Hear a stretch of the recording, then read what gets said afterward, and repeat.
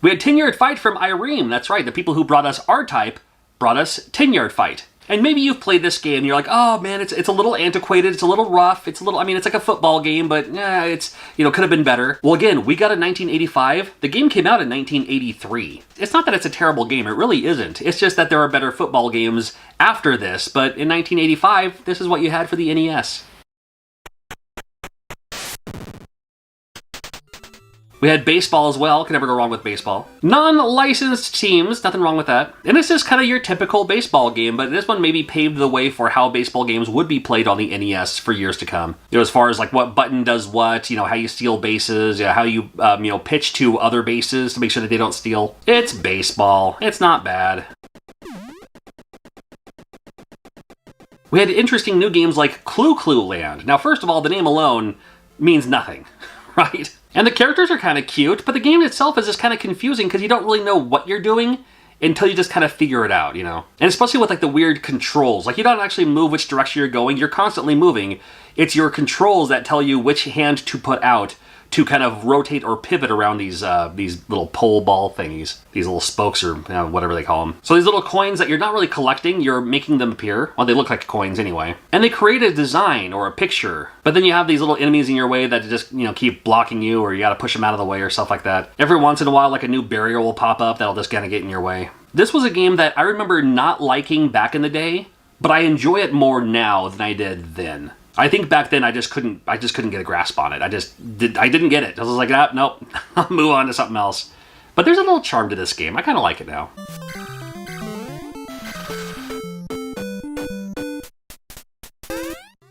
Excitebike was definitely one of the best of the launch titles in my opinion. Couple ways you can play this. You can just play it looking for the best time, looking for the best track. Even though I'm not super good at this game, it's all about just like leveling yourself so you can just hit those ramps at just the right angle or land just the right way. Got to use your turbo, but it will overheat if you use it too much, but you can race over these arrows to kind of cool it back down. It's all about getting the timing down and keep on going and just have fun with these little obstacles here. And super fun when you're playing with the computer racers too, because you can like knock them over. Of course, they can also knock you over too, but still. Always a good time with Excitebike. It's a game I still like playing today. And there is a build your own track. Unfortunately for the NES, it couldn't save it. So you could build it, but it wouldn't save it for next time. They forgot to leave that feature off from the Famicom disk system, I guess. But you can still build tracks and race them while you still have the power turned on. How about that?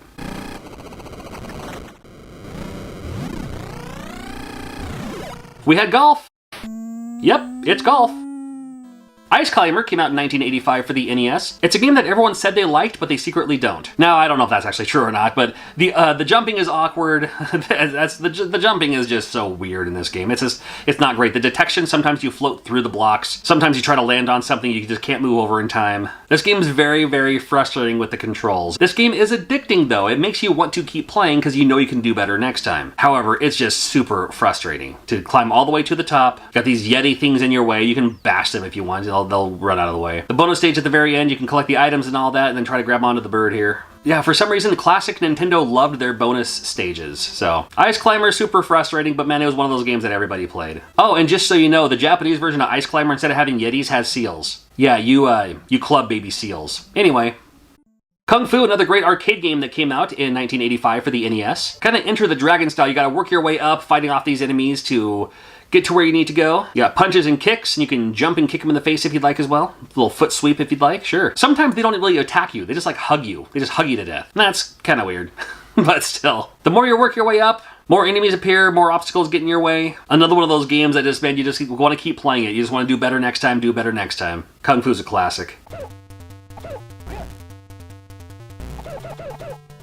Little video pinball for you. I do like pinball. This is Pinball for the NES, and I like video pinball. They're still figuring out the mechanics of how the physics in pinball would work for video pinball, and this one's okay. I mean, that's not super great for its time, but it was the best we had for its time. You also have to remember, too, that this is based on Pinball, what Pinball was like in 1985. So lots of bumpers, lots of little shoot things that can, unlock a picture or something like that. Pinball games today are all about the paths you can take and, locking balls into play and doing all this other stuff. But, pinball back in 1985 was like this. And, it's not bad. It's pinball.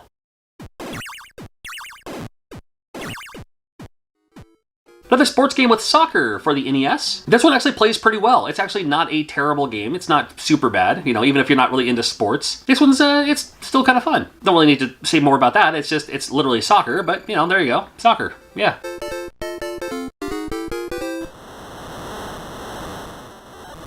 Super Mario Brothers, don't need to spend too much time talking about this, but I will mention that if you haven't played Super Mario Brothers in a long time, it's a lot harder than you remember. I'll leave it at that.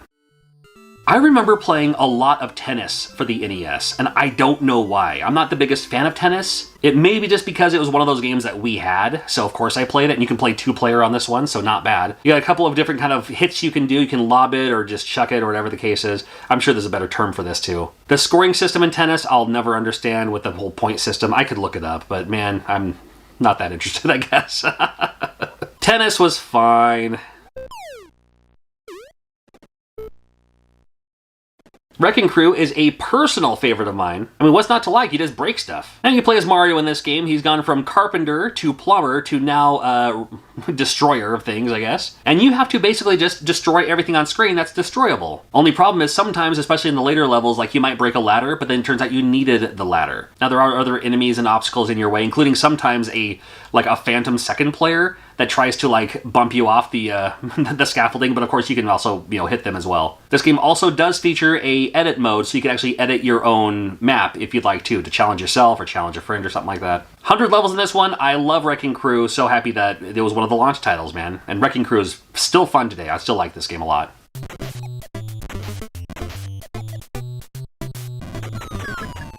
Had Duck Hunt, the classic, and if you purchased an NES back in 1985, you 100% had this game. And it's a classic, man. I'm not actually shooting the guns. I don't have my gun hooked up right now. But Duck Hunt. You shoot the ducks before they fly away. If not, the dog laughs at you. Yes, the arcade version, you can shoot the dog, but that's a different bonus mode that's not included on this game. And also throwing out there, because I'm sure somebody in the comments will mention it, that yes, you can control the ducks with the first player controller, either to troll your little brother or maybe to help him out. This game also features the clay shooting, the clay pigeons here, and this one I enjoyed more than the actual Duck Hunt itself. I don't know, I just enjoyed this one better.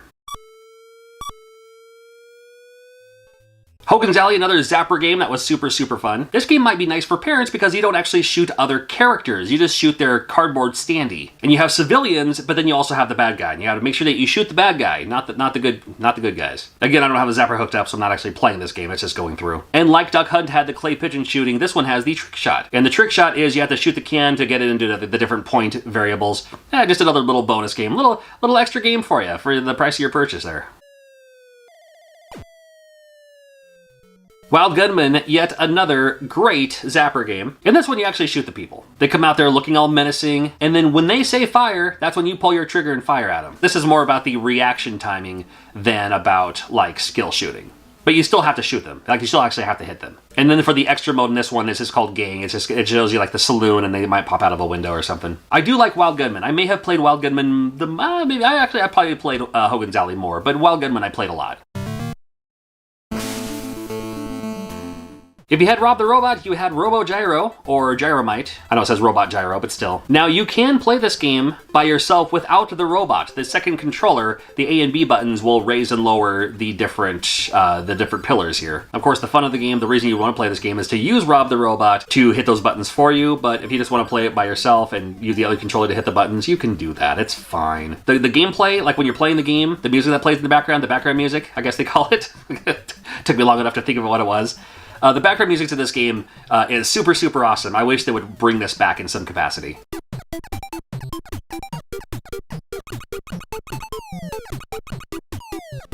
And the other Rob the Robot game is Stackup. Of course, on this screen it says Robot Block. And it's more of a tech demo, I think, than anything else. There might be a game involved in here somewhere, but it's more just, can you use Rob the Robot to do what you need to do for this game. Not fun at all, probably with Rob the Robot too, but certainly not really fun just by yourself as well. It's a tech demo, so I know it's certainly collectible for the NES, but yeah, there's that.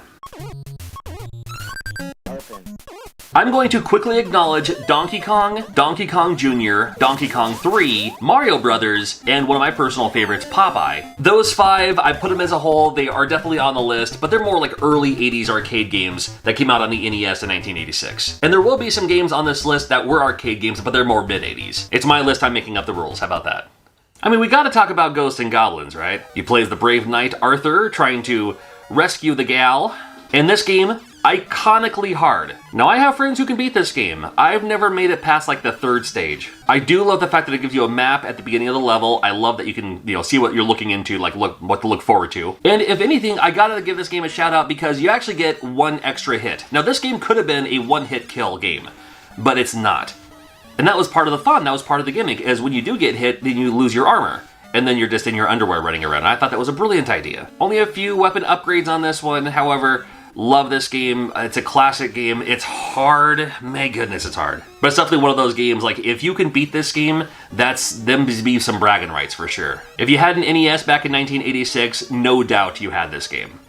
From Capcom to Konami, we have Gradius. Gradius paved the way for so many shooters like this. And I remember this game being one of the first games where I was like, wow, the graphics on this game are really, really good. It played very smooth as far as an NES game goes. And I love the fact that you got to choose your own upgrades. You can speed up, you can choose, lasers or twin shot. You can get your missiles to, just become an unstoppable force, hopefully. It was one of the few games for its time that had what's called an option, as far as this one goes, where it also fires an extra round for you. Definitely important to have on this one. Sometimes you want to have the laser to have a more powerful shot. Sometimes you want to have the double to fire, 2 shots at a time to cover more area. Well, that's up to you on this one. Whatever works best for you. You have your little shield in front of you. That'll help protect you a little bit. It was one of those games that it was fun to play and go through, and the music was fantastic, especially for its time. Love me some Gradius, and they've still been making Gradius games today, and the classic still holds up.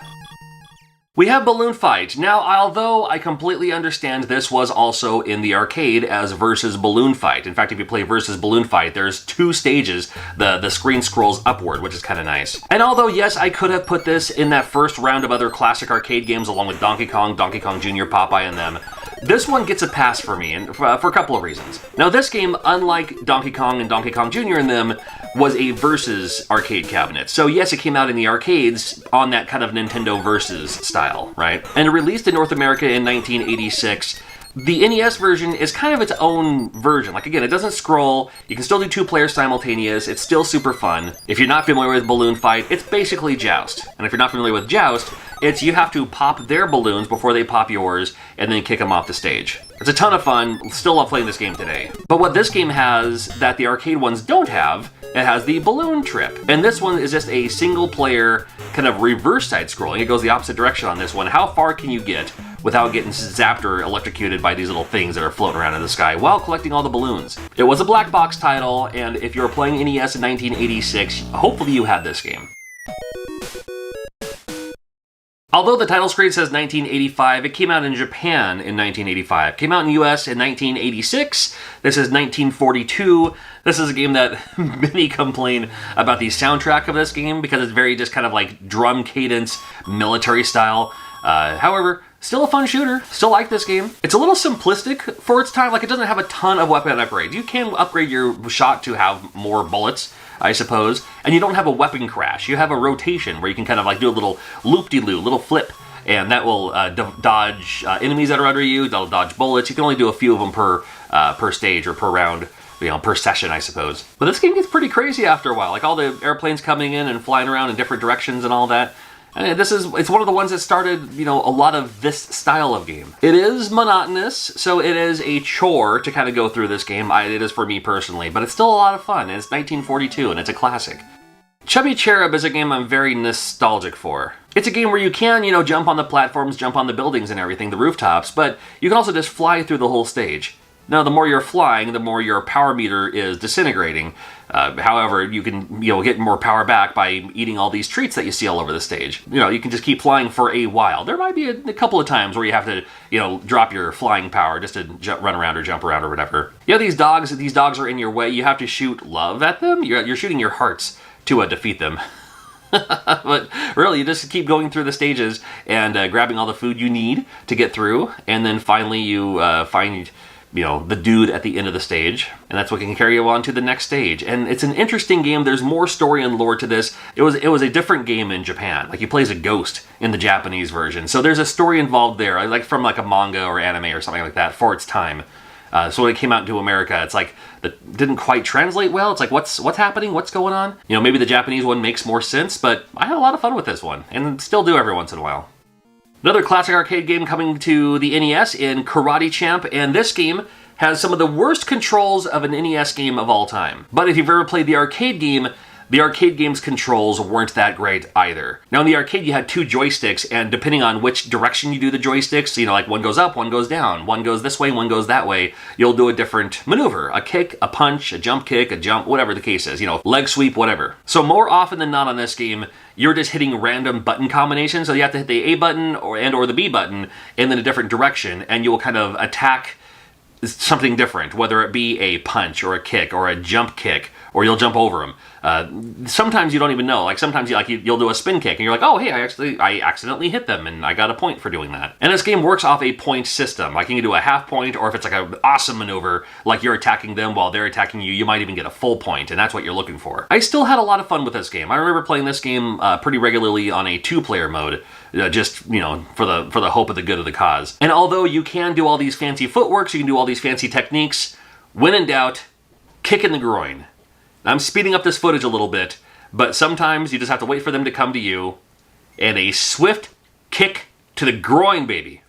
Yeah, you can jump over them, you can kick them in the back of the head, you can leg sweep them, you can do some spinning roundhouse. Nope, when in doubt, kick to the groin. I'm telling you. It doesn't work every time, but a lot of times, front kick, kick to the groin. Hey, you know what? Works for me.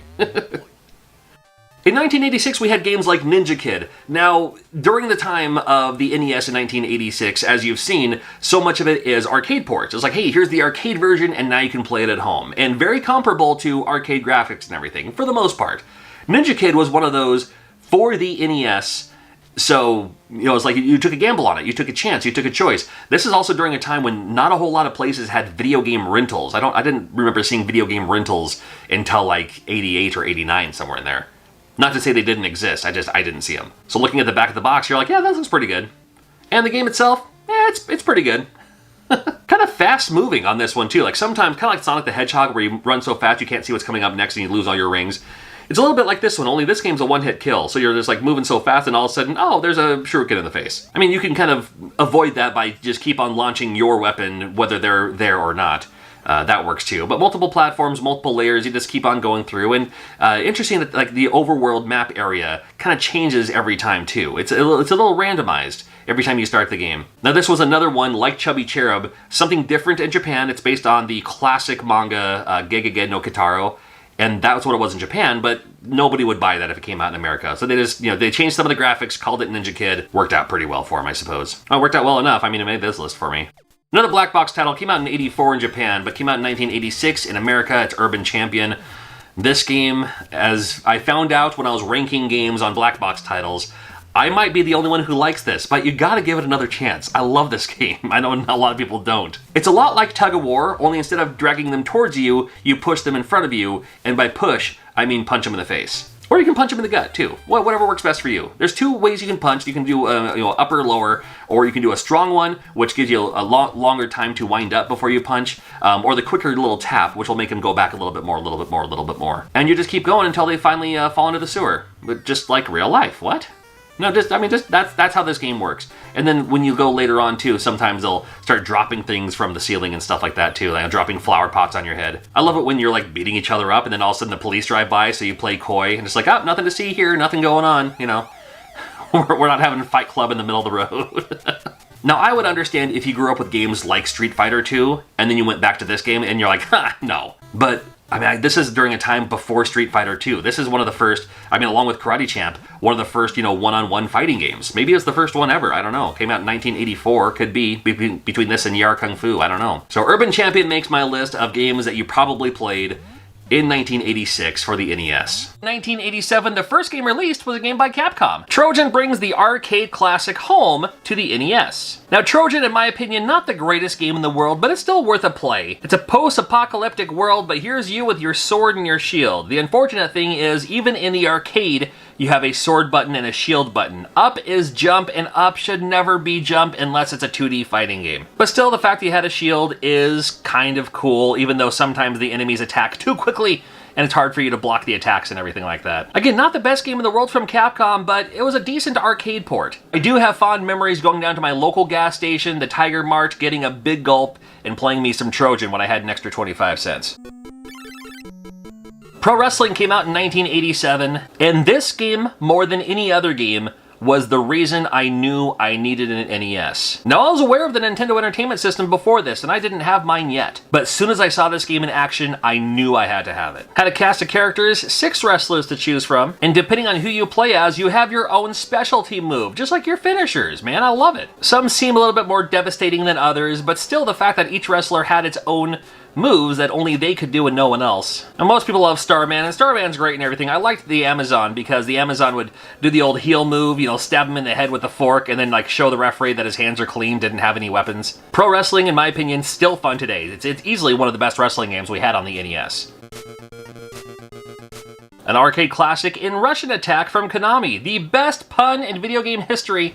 Russian Attack? Rush in Attack? Come on now. Another game where up is jump. Oh, well, you know, whatever. Notoriously hard. Not that it's a hard or difficult game, it's the fact that it's a one-hit kill game. And games with a one-hit kill, well, they're quarter bunches in the arcade, and on the NES, it just makes it that much more frustrating. It was still worth borrowing from a friend if they already had it. Now, video game rentals weren't quite a thing yet, but they just started becoming a thing around this time. Yeah, all you can do is just stab the fools anyway, and then you know, watch out for the other guys, but you can also pick up these bazookas, and, you know, that'll help you clear a path in a big hurry. Yeah, you're going to see a whole lot of arcade classics coming to the NES, helping build the NES library. Track and Field was a great game, loved playing this in the arcade. I do wish that they would have released a Track and Field controller for the NES. Much like they have in the arcade. Well, much like they made for the Atari 2600. They can do it for the Atari, but can't for the NES? Come on now. Well, it still played pretty well on the NES. I was a big fan of this game. Pretty close to the arcade version. Yeah, still, you know, lots of different things you can choose from. I was a big fan of this skeet shooting one. That was kind of fun. And a fun game to play 2-player if you're looking for that competitive mode with you and your friends or you and your brothers and sisters and all that. Yeah, Track and Field, always fun. Burger Time, another arcade classic, the first NES game I've ever played. I literally remember playing this at a mall kiosk when they were trying to sell Nintendo Entertainment Systems, you know, just separately. They had these displays set up, and yeah, you could play from a selection of games. And the first game I played was, hey, I recognize Burger Time. I'll check out Burger Time. Pretty difficult. It wouldn't be so difficult if you had more pepper. You only get a few options for pepper, where you can, like, you know, freeze the enemies to where they're going. It took me a while to play this game to realize that if you drop the burgers or items while an enemy is on top of them, it makes it go down further. That's going to help you out a ton. But I do love Burger Time, still fun today. Now, Castlevania, I first saw as an arcade game, as versus Castlevania at my local Red Robin in the back of the arcade there. So when I saw this on the NES, I was like, oh my god, it's Castlevania the arcade. I thought it was an arcade game. When I played it in the arcade, I thought it was an arcade game. Little did I know, it was like the NES game. So I was like, oh, it's the same exact game. And that's exactly what I wanted. And maybe that's what they were shooting for with those Versus cabinets. It's like, hey, it's the same in the arcade as it is at home. Well, I mean, with Castlevania, you can't go wrong. It was cool because it gave it that spooky vibe. There weren't a whole lot of spooky vibe games. You know what I'm talking about? Games with monsters, game with, you know, zombies and stuff like that. You know, games with public domain villains like Dracula, like Frankenstein, like a mummy. Yeah, anybody can make those games. And, well, Castlevania combined them all. Can't deny its popularity. Yeah, 1987, believe it. The Cario Warriors played okay for the NES. It was more fun in the arcade because you had the little turn dial knob, so you could like walk forward but shoot sideways and all that. But in this game, you just shoot the direction you're facing, and it works pretty well for the most part. Now, you can pivot your tank turret so you can drive a certain direction and flip the turret around to just shoot in a different direction. So you can kind of do it with the tank. And there's enough tanks in this game that you can kind of almost always be in a tank, sometimes it seems. But Cario Warriors was great more than anything because it was 2 players simultaneous. So you and a friend could play at the same time without having to, you know, share the controller. First you go, then I go. 2-player alternating games, that shouldn't even be a thing. It honestly shouldn't. It should just, you know, play it 2 players at the same time, or don't play 2 players at all. That's my thing. 3 silver box games. We had the black box games, and then there's 3 silver ones. The first one being Kid Icarus. As much as I want to say that I love this game, man, I think it's more nostalgia than anything. Because the game is like, it's kind of hard. It's a whole lot of like heart grinding for items that you don't truly need to beat the game. There's a lot going on for this game. I think it was ahead of its time, for sure. But man, they could have eased up on the difficulty just a smidge. To help me out a little bit. Interesting that you scroll upwards instead of left to right, although the later levels you do scroll left to right, you know. Just give it a new perspective, and introduce us to a new character that we will only see a few times compared to other Nintendo characters, but when we saw him, hey, old school fans like myself would be very proud to see him. Did you grab Mighty Bombjack as well? Well, I mean, I never, to this day, don't have a clue what I'm doing with Mighty Bombjack. It has these stages where you go through, you can collect the bombs, I guess. You can open up these treasure chests. What do they do? I don't know. It may be because I never had the manual. And then in these final stage rooms with all the bombs, I'm guessing I'm supposed to pick them up in... You can pick them all up any way you want, but if you pick them up in order of when they're being fused, then maybe more items drop, or this thing floats around to turn the enemies into coins. Something like that. I don't know. I really should do my research to find out more, because the game isn't terrible. I mean, I have fun when I play it. I just don't have a clue what I'm doing half the time. I just go around and not die. That's the premise for most NES games, right? Just go around and don't die. Perfect. Rygar, another arcade game coming to the NES. Confusingly, not the same arcade game as you play in the arcade as you do on the NES. This happened a few times where they would change the game just a little bit to give it more of a storyline. Maybe not so much of a storyline, but to give it more adventure. So instead of it just being linear 1, 2, 3, 4, 5 in game, whatever, this game, you have an overworld map. And you know, it's kind of a little bit open. You go over here, go over there. Explore the map. Why not? The game, well, it's a little buggy, it's a little glitchy, but at the time, we had what you had. There were no DLC, you know? You just had to work with what you got and figure it out. And the game is beatable. I love watching speedrunners beat this game. I love watching speedrunners glitch this game. But Rygar is a classic, and I still love the music today. Well, Section Z just looked cool. Now, there's an arcade game of Section Z. I never saw it. I've never seen it in the arcade. The arcade game is more linear. This one kind of gives you a path to choose. You can choose if you want to go up or down. Sometimes you skip a level, sometimes you go back a level. So there might be some memorization or maybe writing something down in a book saying, okay, you know, first level I go here, the second level I go there, yeah, whatever the case might be. But it plays like a shooter, and the A and B buttons shoot in front of you as well as behind you. The enemies sneak up on behind you. So, pretty fun game if you were playing this back in 1987. I do love my puzzle platformers. Solomon's Key is, well, not necessarily one of those games, but I enjoy it. I get it. I appreciate it. How about that? I'm not very good at it. That's not the reason I don't care for this game, but sometimes, like with Lode Runner, I get a little confused, and I shouldn't, how the block building or block disintegration thing works, and then I'm usually too busy trying to do something, and then an enemy comes up and, you know, kicks me in the backside and I die. But I remember seeing this a lot in magazines. I remember people talking about this game pretty regularly back in 1987 when it was a thing. It just looks like one of those kind of games. Maybe it was originally on DOS or like some kind of computer or something.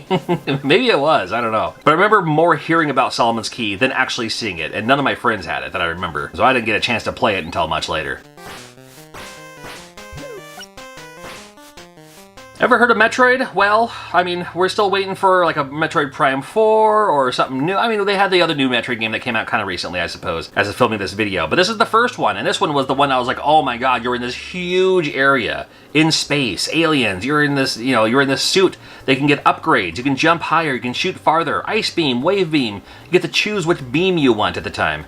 You can only have one or the other. You couldn't have both. Just so much area to explore and everything. That was half the fun for me, was the exploration. I mean, they call it Metroidvania for a reason. I mean, it's, you know, it's the exploration. It's the, you can go wherever you want, but you might not be able to get there yet until you get a certain thing that you can make it so you can jump over that wall that you couldn't jump over before. Yeah, you know, stuff like that. So it's fun to explore, big old maps. Love me some Metroid, still love it today. Haven't beaten this game in a long time. I should go through it again just for old time's sake.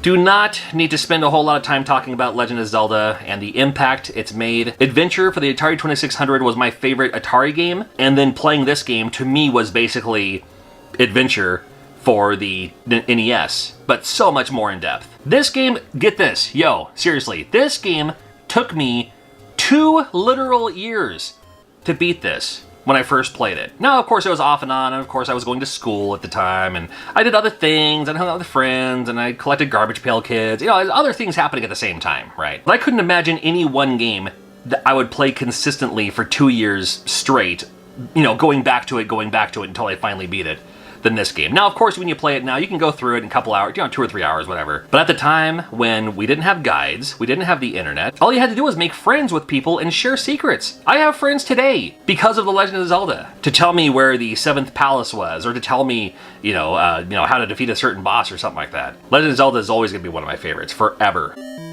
Big fan of Arcanoid in the arcade, and it played pretty well on the NES too. In fact, it looked similar enough for me. You could get it with that controller. It plays fine with the D-pad, but those later levels, I don't know if this game is beatable with a D-pad. I think you have to have that special controller. I was a big fan of Breakout for the Atari, and this game, like that, only it also drops upgrades every once in a while, which made it even better. And they just released a new Arcanoid game just recently on the Switch that I was playing recently, so it brought me back to this. I was like, oh yeah, gotta go back to the classics, man. Oh, maybe you played Athena. Well, first of all, I apologize. Second of all, I don't think it's as bad as most people say. Now, to say that, it's still not great. But think about it, even back then, like, you know, you defeat an enemy, the enemy drops an item, you pick up and use the item, that makes sense to me. You're playing all these other games that people are shooting at you, you kill them, and they drop their, you can't pick up their gun and use it? Well, in this game, well, they don't have guns, but you kind of can, you know, you can pick up the club, you can pick up, you know, upgrades, like your helmet and your shield and stuff like that. Another game based on the arcade, I never saw the arcade. Did it come out in America? I'm not sure. If you haven't played Athena in a while, I know it's notoriously one of the worst NES games according to a lot of people. I think there's still a little bit of a charm to this, though. I don't think it's as terrible as some, but it's not great. And the fact that Grimace is a villain, well, it's not really Grimace, but, you know, it's something. Elevator action, although it came out a few years earlier than the NES version, still very fun, still very good, a very good port of this game, and I'm a huge fan of elevator action. Still love playing this game today. I still love playing this NES version of this game today. Have to go through the red doors to pick up the secret documents and make the escape, going all the way down using the elevators to your advantage. Hopefully you can crush the enemies in them, of course. Little strategies on where to go and what to do, and watch out for the other enemies and stuff like that. I like that we can shoot the lights down and like make everything go dark for a little bit. Yeah, it's a fun game with elevator action. Big fan of this game. Legend of Kage came out, or Legend of Cage, as I think most of us called it back then. Kage meaning shadow, I believe. And I was a huge fan even back then of those Hong Kong action martial arts films. And this reminded me a lot of that, with like this ridiculous, you can jump over redwoods, you can climb the trees and jump over them too, you got your little sword, you can shoot your throwing stars and all that. I mean, kind of a simplistic-y game for its time, but I still had a lot of fun playing this game. It's like only like 4 levels or something like that, and then until it loops. Again, another game I think was in the arcade, but I never saw it in the arcade.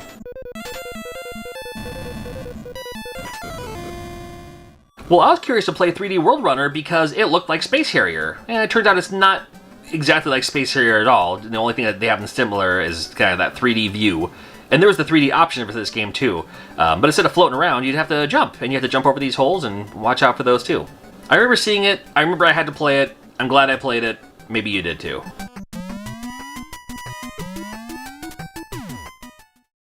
Oh boy. Alright, so 1987, NES, Deadly Towers. Everything in my body wants to love this game. Why wouldn't I? Big maps, you can kind of go wherever you want, you can shoot the enemies, you can get your money to buy upgrades, but man, it does everything that makes you not want to play this game. We all played it, you stop. Alright, moving on. Double Dribble, even though you didn't play sports games, you wanted to play Double Dribble. It's one of the better basketball games, still is today for the NES. And this, the fact that it has all these other strategies that you can use, I'm not very good at it here when I'm just capturing this footage. But the first time I saw that frame-by-frame slam dunk, my mind was blown. Double Dribble, when in doubt. Well, even though it looked like a kid's game, it is far from a kid's game. Sky Kid, are you kidding me on this thing? This was a lot of fun, and it has that strategy, it has that gameplay factor where you know you can do better next time. You're flying the opposite direction, first of all. Shooting the other enemies, you can kind of go up and down a little bit. Your other button is a little loop-de-loo, and then you pick up the missile, pick up the bomb, drop it on the enemy base, land, and then you move on to the next stage. But you keep on playing it because you keep on waiting to see what the next levels are going to be. As the difficulty keeps amping up, Sky Kid, like I said, looks like a kid's game. It's not a kid's game. A lot of difficult level on this one. Splunker from Broderbund, I think it's just another I think the Broderbund games were like maybe originally computer games and then brought to the NES.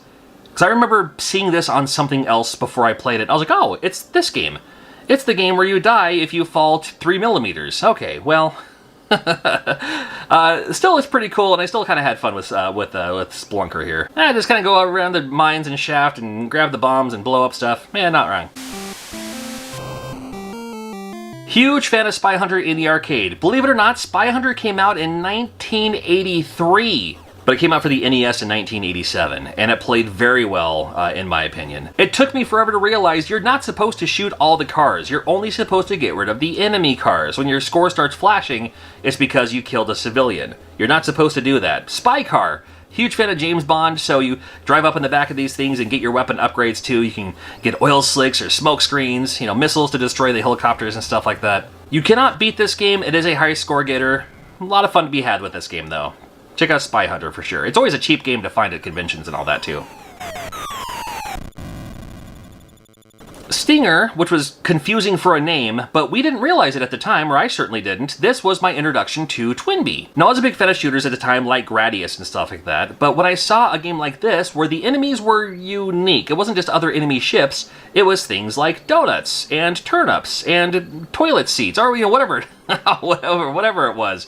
The wacky and craziness, and the comedy that you could have with a shooter that says, hey, you know what, you can have a fun shooting game, you can have a fun video game. You don't have to take it seriously. And we're just going to have some fun with this. That's what I loved about this game the most. And I was happy to see that with this, and happy to see that with like the Proteus games later on too. Mike Tyson's Punch-Out was the game everybody wanted. This game still impresses me today. There's still so much strategy with this game today. It's a Twitch favorite. I play it defensively. I know there's strategies you can like punch them a certain way, then dodge, then you do this thing. I don't know all those. I could learn all those.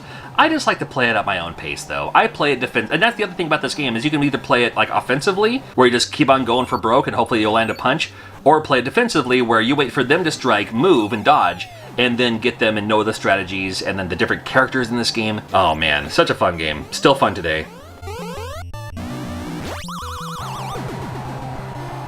We already had Kid Icarus and Metroid, and Rad Racer rounds off the third of the Silver Box games. And Rad Racer, it's a decent racing game, had that 3D element, it came with 3D glasses. I've had them, but I never bothered using them. Did anyone ever play as the F1, like the Formula 1 racer?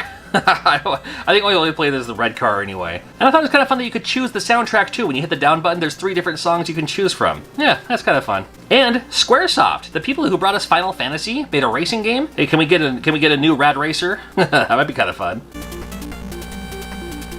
Jaws may have been many people's introduction to LJN. Here's the thing though, Jaws is actually a pretty decent game once you know how to play it. Once you know how to play it, it's a pretty decent game. In fact, speedrunners play this game, they can probably beat it in, you know, like 4 minutes, it seems like. But really, just grab the shells, you can get your upgrades and get your items, get the shark tracker and all that.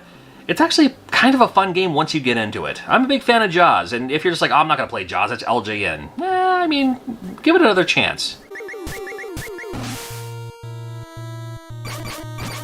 Kid Nikki was 100% a game I wanted to play, because I loved this game in the arcade, and the NES port, done very well. Yeah, of course you're going to have the English in this one, but the Radical Ninja that had a spiky-haired ninja kid, you twirl your sword around, which I thought was super cool. That was your weapon of attack. You don't slice, you don't dash, you don't slash. You twirl your sword.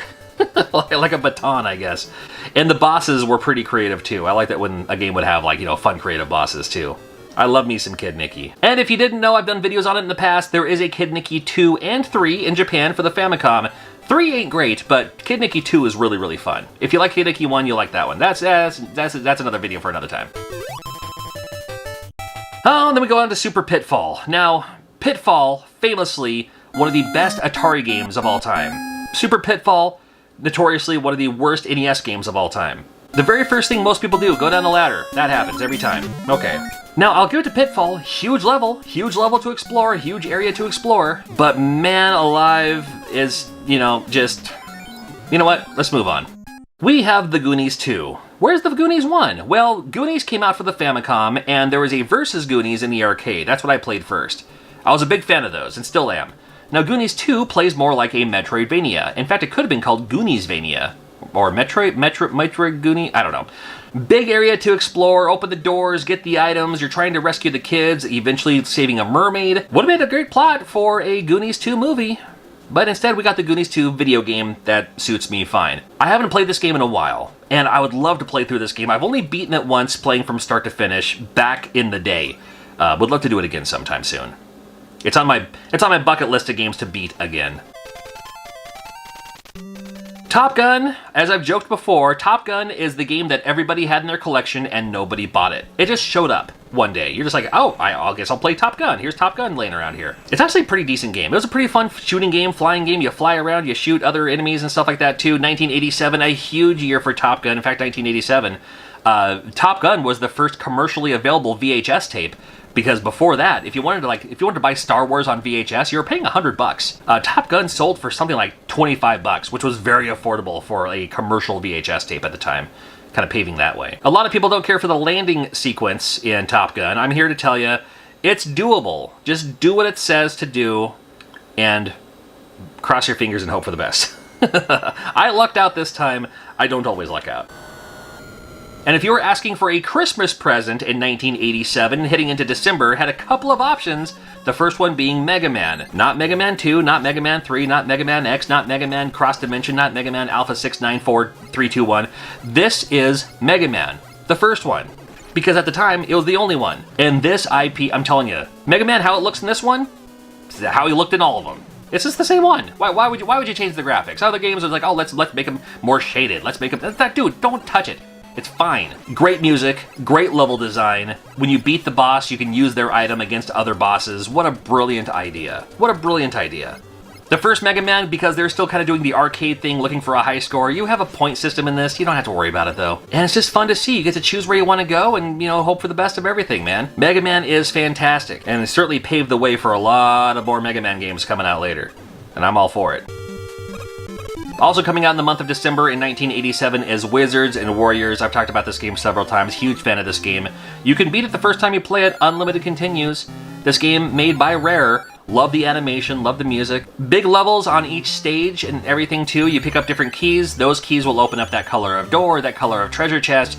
You get so much treasure, you have to build up your treasure so you can make it to the boss and defeat the boss and move on to the next stage and everything like that. And love this game, and it's amazing, and it's wonderful. At the beginning of the year, we saw Carav. And who wouldn't want to play as a bald, buff, fire-spitting dude? Now, I mentioned 87 had a lot of NES games based on arcade ports, and you'll see a ton of those in this video too. When I first played Carav in the arcade, the NES port I thought was a very good port though. Yeah, you're breathing fire and shooting out these things, and you're picking up all these items too that you can use, sometimes even reuse. This game, super, super, super, super hard. Super difficult game, but man, I still loved playing this game, played it whenever I could. Renegade was fun to see. I was such a big fan of Double Dragon, and then I saw this, and it was like a Double Dragon, but instead of it being like side-scrolling, like reaching a destination, it's almost like more room-based, environment-based. Like you go into a room and you defeat all the enemies, then you go in the next room, and then you defeat all of those enemies. Interesting as a Nintendo controller game that one button attacks to the left and one button attacks to the right. It was confusing for me at first, but I actually kind of got the hang of it. So never mind which direction you were facing, you could hit the right button and attack the person behind you or in front of you. It actually worked out really well. The more time lasts on, the more I do appreciate Renegade. You ever heard of Contra? Well, I'm sure you have. Yeah, it came out in 1988. One of the original, just two-player run and gun. Still fun today. There are speedrunners with this game. There are people who can do like the no-hit challenge of this game. I can't even make it past the first round without dying at least once, it seems like. I mean, Nintendo was like bringing friends together. You know, a couch co-op, well, all we had was couch co-op back then, didn't have any other options. Everyone's all about the spread gun. The spread gun's fine, it's great. You will impress me? See if you can get through this game with the laser. That's what I'm saying. Gunm Smoke on NES, and it was fun to see Capcom do this. So many great arcade ports came to the NES, but sometimes they had a little bit of a twist to them. Gunm Smoke, not exactly the same as the arcade version. Close, very close. And if you play the arcade version, you're like, oh, this is Gunm Smoke, perfect. But a couple of different, well, one of the first differences you'll hear is it's a different soundtrack. They used a different soundtrack on the NES than the arcade, and I prefer the songs on the NES version. You know, sometimes you can find these people and, you know, upgrade your weaponry and stuff like that too. I do like Gunm Smoke, and fun to see on the NES. A little confusing for the weaponry because your B and A buttons either shot diagonally left or right, and you have to hit both buttons to shoot in front of you. I wish you could have changed it so like one of the buttons shot in front of you and then maybe the other one shot, you know, left and right at the same time or something. I don't know. Either way, still a fun game today. Like this one. Good old RC Pro-Am. Another great game here. I mean, it is just a lap track racing game. Has the Rare charm, because it is made by Rare, and even features things like missiles that you can pick up later in the game to shoot at the other enemies. This could have been the original Mario Kart, had they have come out for, like, if they made a Super RC Pro-Am. Now, we had RC Pro-Am 2 later, but if we had a Super RC Pro-Am, yeah, maybe we could have seen something there. I still like RC Pro-Am today. Teensy Surf Design was the game, well, you had to have it. Now, I, back in my day, wore almost exclusively TNC Surf Design t-shirts, even though I'm from the Pacific Northwest. I mean, you had to support it because there is a skateboarding feature in it. So, of course, during the skating days, you know, anytime there's a skateboarding anything, it's like, ooh, skateboarding's in the media. Wow, yeah, let's take advantage of that. And the skateboarding isn't great in this game, but it's, I mean, it's the only thing we had, really. There was also a surfing mode, and the more I played this game, the more I appreciated the surfing mode. It's been a while. It's been a while. I used to be pretty good at it. I gotta remember how I played the surfing part, but you got both. It's like 2 games in 1, skateboarding and surfing. Cool. Now, ice hockey was the game that everyone else was playing. Me, personally, I'm not the big sports fan, so I kind of passed this up, but I had friends who liked playing it because they liked beating each other up in this game, basically. I've never been great at this game. Well, okay, let's try again. I've never been great at this game, so it's fun to see. Well, okay, well, you know what I'm getting at. There you go, ice hockey, good for you. Now, City Connection, that's a game I can get behind. I didn't even know this was based on an arcade game, but didn't matter to me. Loved playing this game. I liked City Connection because it reminded me of Miner 2049er on the ColecoVision that I played, of all things. Yeah, car racing, and you can shoot the oil cans and, you know, whatever.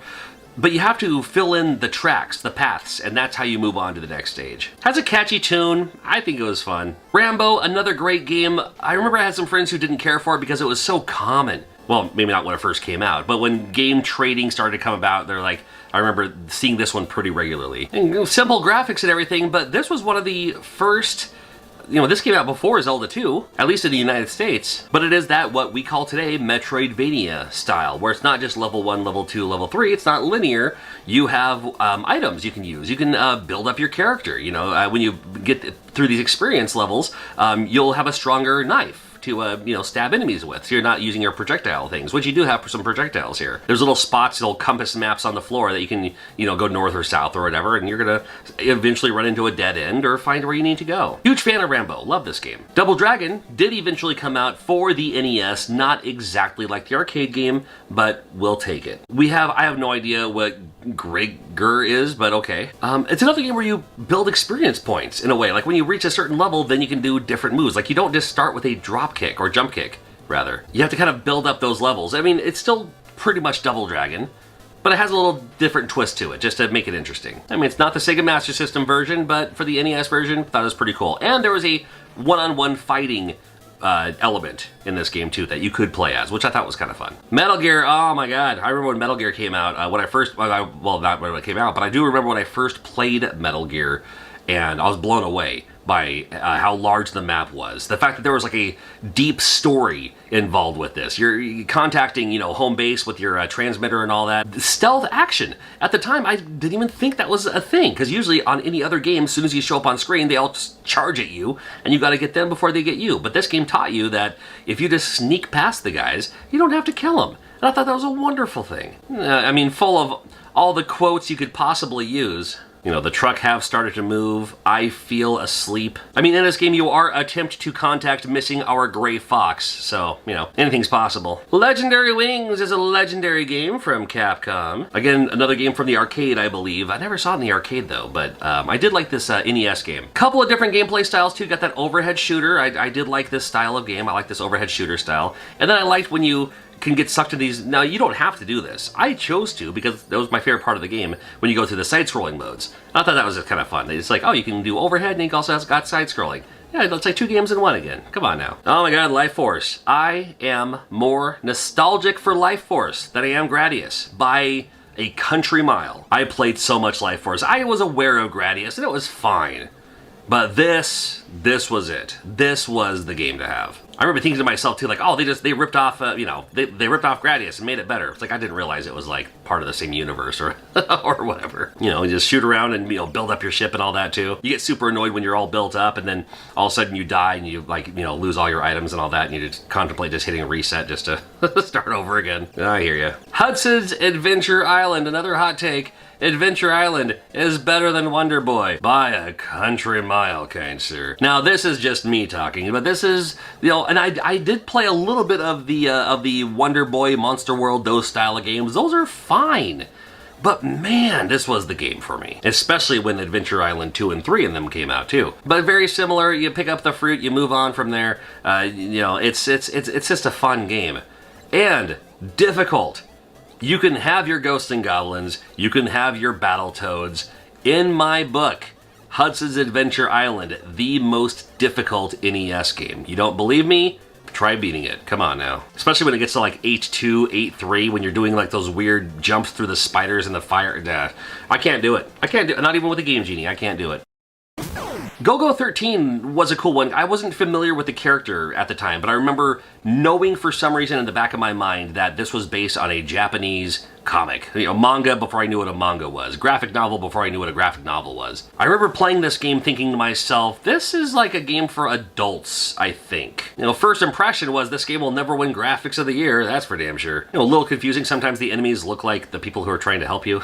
Stuff like that. You don't know if you should shoot them or not. But then the more I got into this game, the more I really kind of fell deep into this game too, where there's not just the storyline too, but the different gameplay modes. There's like the maze walking, the underwater part, the part where you go into the first person view to you know, shoot the other people and stuff like that too. A lot going on with Go-Go 13. I'm a big fan. Jackal is another one of those, man, you got 2 players, you already got Contra, so you're good to go there.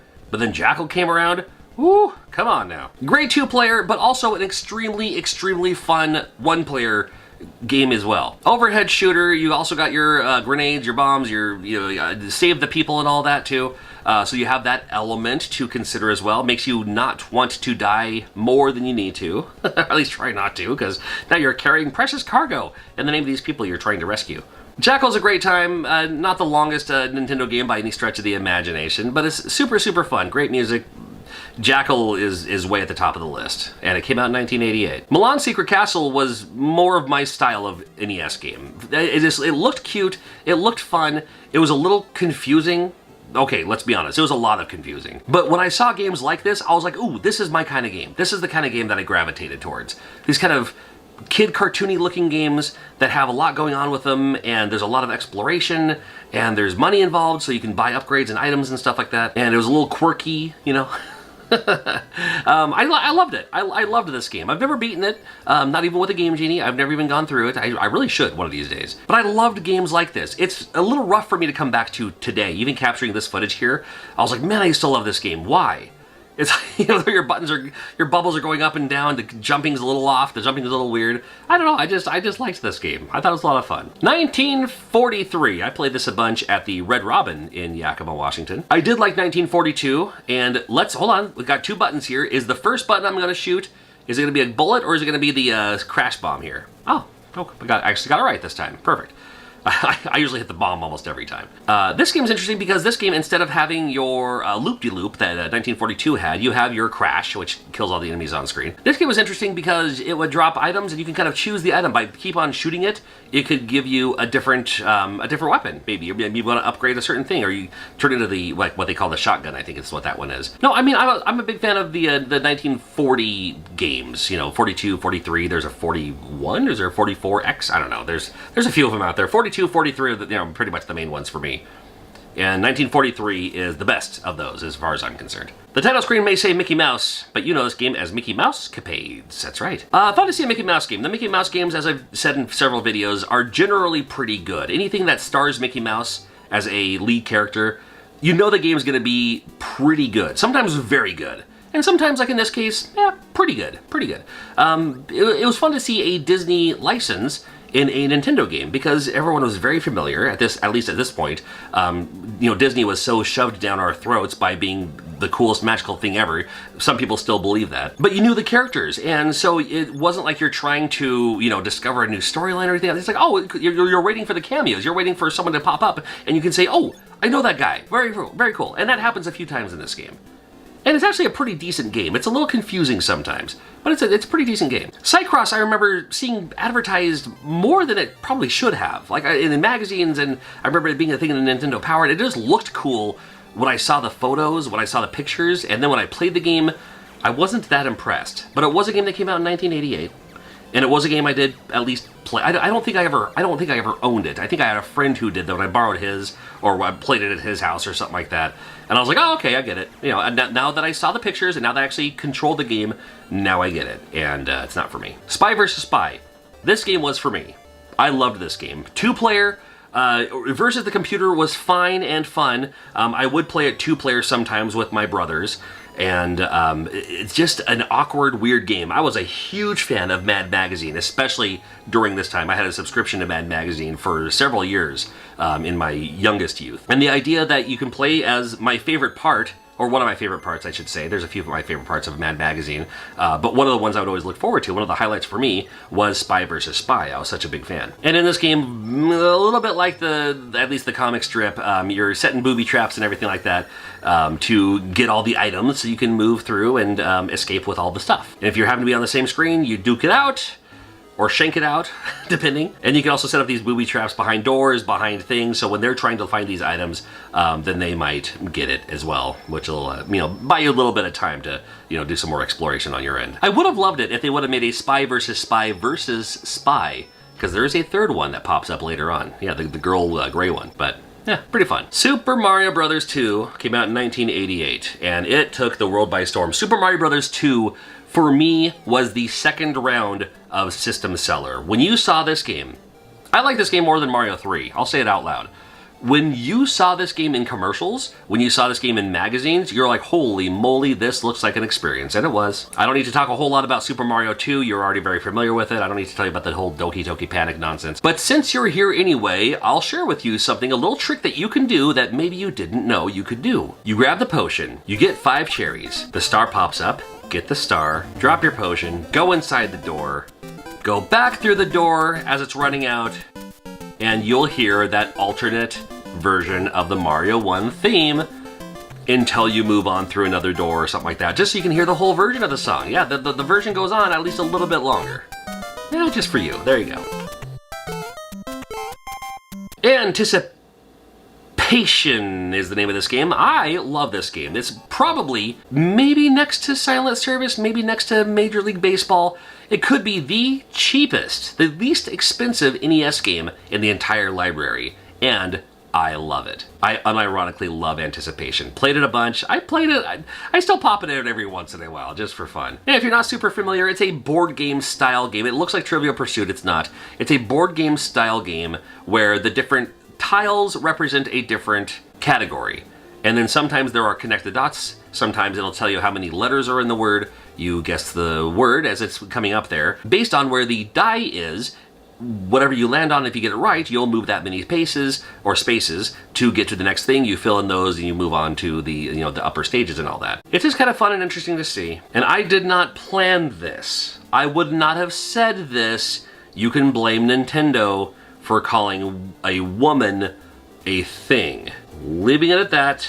Moving on to an awesome game in Blaster Master. Let's forget about what just happened there. And this game is the game to have. If you have a small set of NES games, you're just getting into Nintendo collecting, and you just want to have a few games on the shelf, this is one of those must-have, must-own games. Absolutely love it. Still absolutely love it today. It was some of the best graphics on an NES game back in these days. Some of the best sound. Very important, in my opinion. The fact that you can get out of your tank and go inside these smaller rooms, and then it turns into a different style of game completely, I thought was absolutely wonderful. A huge fan of Blaster Master. Bubble Bobble, those arcade games coming home and keeping it all with 100 levels, 100 plus levels, because to get the true ending, you have to go through that door in level, what, 99 to, or was it what, 99 or 100? It was one of those levels. Maybe it was 100. And you have to have 2 players to do it, to get there to it on time. It's insane. But what a fun game. And again, another great 2-player couch co-op. We didn't call it couch co-op back then. We just called it 2-player because that's, again, well, all there was. Lap co-op? No, let's not say that. We have Bubble Bobble's great. Still great. Cobra Command was a game I was a big fan of. A little bit of a hidden gem by today's standards, 1988. It did come out in the arcade. The NES version is different, as this one is a little bit more adventurous. This one, you're a helicopter. As you can shoot bullets as well as missiles. You're rescuing people along the way. You are finding the enemy bases, which I thought was the coolest thing ever. As you drop down, you can, again, now you're in this underground area, so a whole new stage for you. You can land on these enemy depots to steal their weaponry, and then find these little mini bosses along the way to save more people and rescue more people too. Unlike Jackal, once you rescue them, they're rescued, so you don't have to like rescue them and then drop them off somewhere like you would with a Chopper Command or something like that. Very, very fun game. Love this game. Bionic Commando, another instance. Great arcade game, and then the NES version, completely different. The only similarity is you play as the same character. Instead of having a jump button, you have that grapple arm button. And you can use that to pull yourself up on the ledges, to swing across things. I liked it when you can go inside these little bases and communicate with at home, or even wiretap to, get enemy intel, stuff like that. I do like Bionic Commando. The arcade version is fun. I prefer the NES version just because I love the, the kind of exploration style game. Very, very fun. Castlevania 2, Simon's Quest. This one took the world by storm. A little bit like other games like Mario to Mario 2, Zelda to Zelda 2. We have Castlevania to Castlevania 2, where it's just like you played the first one, and the second one's going to be completely different, but still enough of the similarities to keep you interested. And I prefer this one. Believe it or not, I like Castlevania 2 more than the first one. Now, when you mention when you mention Metroidvania, this is the reason why. Because you're like, Metroidvania, Castlevania, because it's like, there's no exploration. Like with Metroid you can, and Castlevania 1, a little bit with 3, not as much. But Castlevania 2 harkens back or forward or way into the future when it starts doing games like, Nocturne of the Moonlight, or what's the Castle of the Moon, what, Symphony of the Night, that's what I'm trying to think of. Good lord. Think of the Japanese version. And all of the other Castlevania games, pretty much, with that 2D style. The DS games are really great, too. But just the fact that you could explore, and it was a little cryptic, because, I remember playing this game and thinking to myself, you'll talk to someone, they're like, oh, sit on the edge of the Deborah Cliff. I was like, how would you even possibly think I would have a clue where the Deborah Cliff is? Or, or the lead, whatever it is. He's like, oh, we gotta go to the Blood Lake. He's like, what? I don't have a map. What are you talking? There's no sign. I mean, sometimes there's a sign for the towns and stuff like that, but I don't know. I had a lot of fun with this game. It's been a long time since I played all the way through it. I might have to do that on Twitch sometime soon. Paperboy is a fantastic game. Love me some Paperboy. Loved it in the arcade, but better on the NES. Not graphically or anything like that. It's just, the handlebar controllers were too much of a gimmick for me. I just need a gamepad. I didn't care about delivering papers to the houses that needed it. I just wanted to shoot newspapers through the windows. That was good enough for me. Now, I know you're supposed to deliver houses or deliver papers to the houses that need it. If you get a perfect row, a perfect, round, you'll get more and more houses that that aren't subscribers into subscribers. I learned that by playing through this game with a Game Genie. Still such a difficult game, but it still has a charm to it, and it was one of those cool ideas, and I'm glad somebody came up with an idea like this to make a Paperboy game. I had a paper out when I was 12. I can relive the magic of waking up at 4:35 a.m., wrapping newspapers on a Sunday morning. I don't know. And at this point, can we all agree that Paperboy crashing on the NES is the worst NES graphic of all time. Like, what is this? This is me testing what paintbrush palettes look like on Mario Paint. I have no idea. This is a tangled mess of...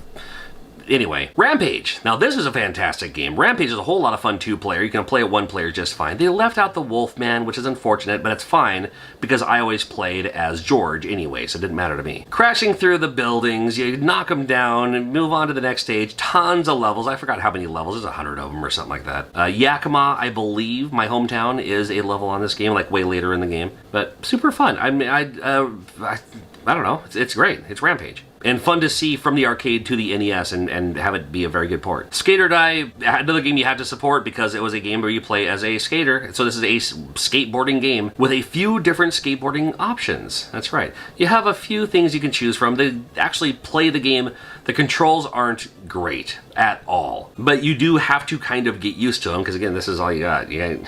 What others? We're going to play TNC Surf Design again? We need a skateboarding game. I always liked landing on the cop car to make the siren go off. You know, they got like the half pipe thing. That's always kind of fun. I was never good at it. The joust was probably the most popular part of this game, I would think. But, you know, Skate or Die came out in 1988, late in the year. We mentioned it briefly just a little bit ago. Zelda 2. Now, my go-to answer, because I get asked this at conventions and stuff, this game here, Zelda 2: The Adventure of Link, is my favorite game of all time. I say that, like, is it the best game in the world? No. But I say that because when this game came out, and the first time I played this game, I was blown away about how massively huge the world was, that there was palaces that had different items, and you needed to find which items worked where and on what. This was an epic adventure, and a game that took me a long time to get all the way through. Now, there are speedrunners today that can go through it, but it was just kind of me going through it back when I knew the maps and stuff like that, too. You know, I didn't have any of the tricks or anything like that back then, but it was just fun to, like, just walk into town and talk to people and hang out with this lady for a little while. You know, because, you know, especially with your teenage years, you can come up with your own imagination what's going on there. You know, leave the door open, huh? All right. That's cool. Sesame Street 1, 2, 3. That's right. You can't tell me you weren't at least curious to see what was going on with this game. The funny thing is, as far as graphics go and like special effects, they're actually very, very good. This game was made by Rare, believe it or not. Now, this is going to be simple style games. This one here, 1, 2, 3, has two different games on here. There's one where you kind of create these magical shapes, which has almost nothing to do with numbers. And then Astro Grover is the counting one. It's the, like, how many are there, what's going on. Again, pretty decent graphics for a Sesame Street game, but, you know, came out early 1989, as well as Bomberman. And you'll see some dates down below. That's because sometimes a lot of these games came out first for the Famicom, and then later on they would come out for the NES. And Bomberman was a classic. This was before he was like that really cute version of Bomberman that we all see today. But still, it's Bomberman. It's a classic. This is the Bomberman I played. And I liked it. I liked it quite a bit. Star Soldier was an interesting one. Overhead shooter. I remember not liking it as much as I should have back then. I just thought it was kind of just an overhead shooter. I think I remember literally buying this at KB Toys and Hobby for like $19.99. So I was like, well, if it's a cheap game, it's got to be not the greatest game ever. So I felt that way. And it shouldn't feel that way because it's actually a really great shooter. Well, Star Soldier came out early 1989, and it's still fun today. Oh boy, we finally get a WWF game. Now, I'm an old school wrestling fan. I mean, I was that perfect age demographic for that Hulkamania, you know, 80s rock and wrestling and all that. So finally, a WWF licensed game that I can play at home. And it has guys like Bam Bam Bigelow, my favorite wrestler back then. Well, the game itself was really terrible. But it was the best thing we had going on. Well, what are you gonna do? Oh man, so much of us couldn't wait to play Friday the 13th. What's not to love about Friday the 13th? We get a horror-themed game for the NES. We get a horror-themed game where us as kids who are playing a video game that we weren't old enough to see in the movie theater. You know, when you think about it, the game itself didn't even have to have anything to do with the movie itself. It's almost like this game could have been something else and then someone hacked it to be like, okay, hey, now it's Friday the 13th themed. Yeah, sure, whatever. And it's still pretty cool though. I mean, I liked it all right. I spent more time exploring this game instead of actually trying to beat this game or play the game. I didn't really know what I was doing, especially when I first played it. Yeah, you get the lighter, you light the fireplaces, you get the clues, you get the weapons and stuff like that. Gotta beat Jason. Friday the 13th goes down as a classic. A lot of people remember it as an LJN game. This game was made by Atlas. It was just published by LJN. It's a classic. Tecmo Bowl. One of those games that's still, in my opinion, just as fun today as it was back in 1989. Tecmo Bowl was also the football game that even if you didn't care for football, you could still play this game and have a good time, because it was that quick arcade action style football game.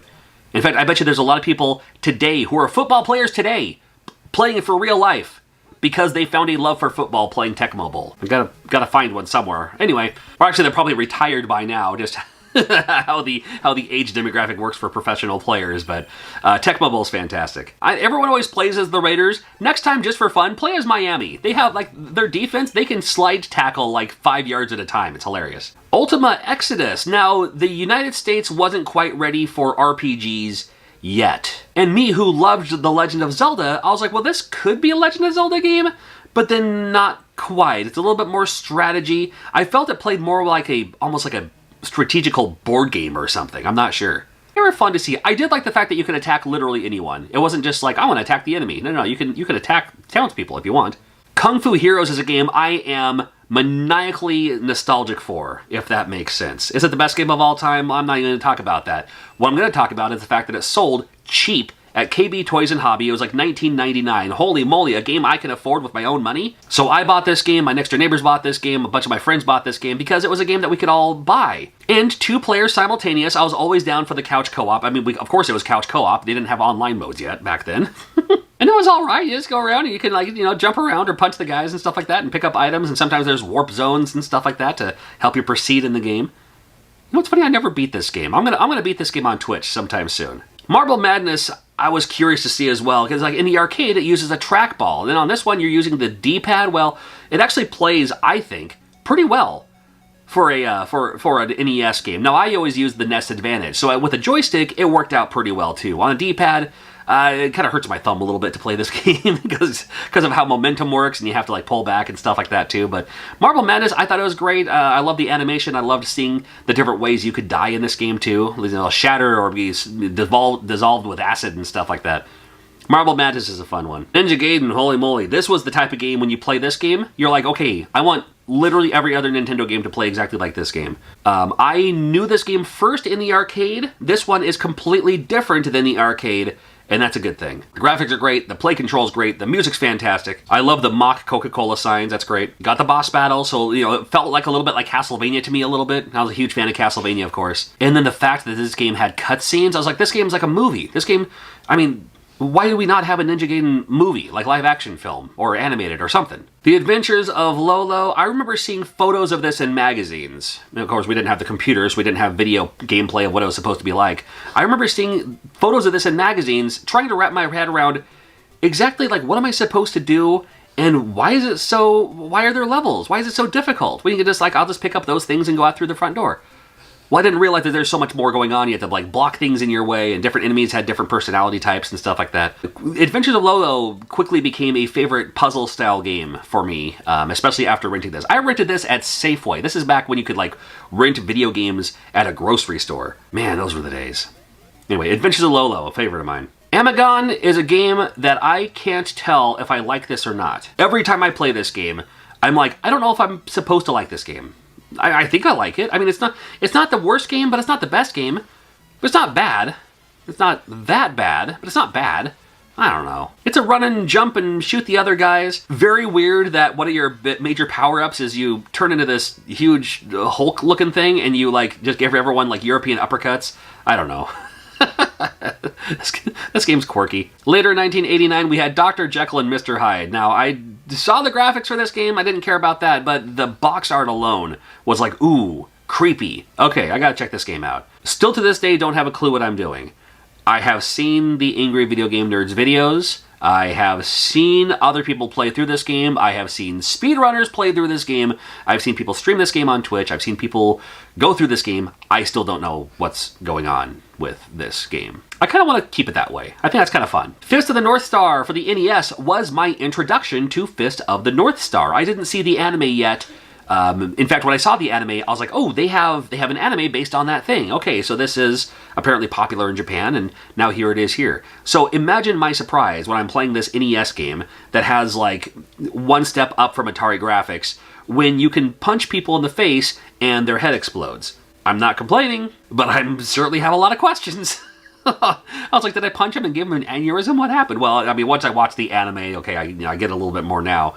Interesting to see, and I did like how large the characters were.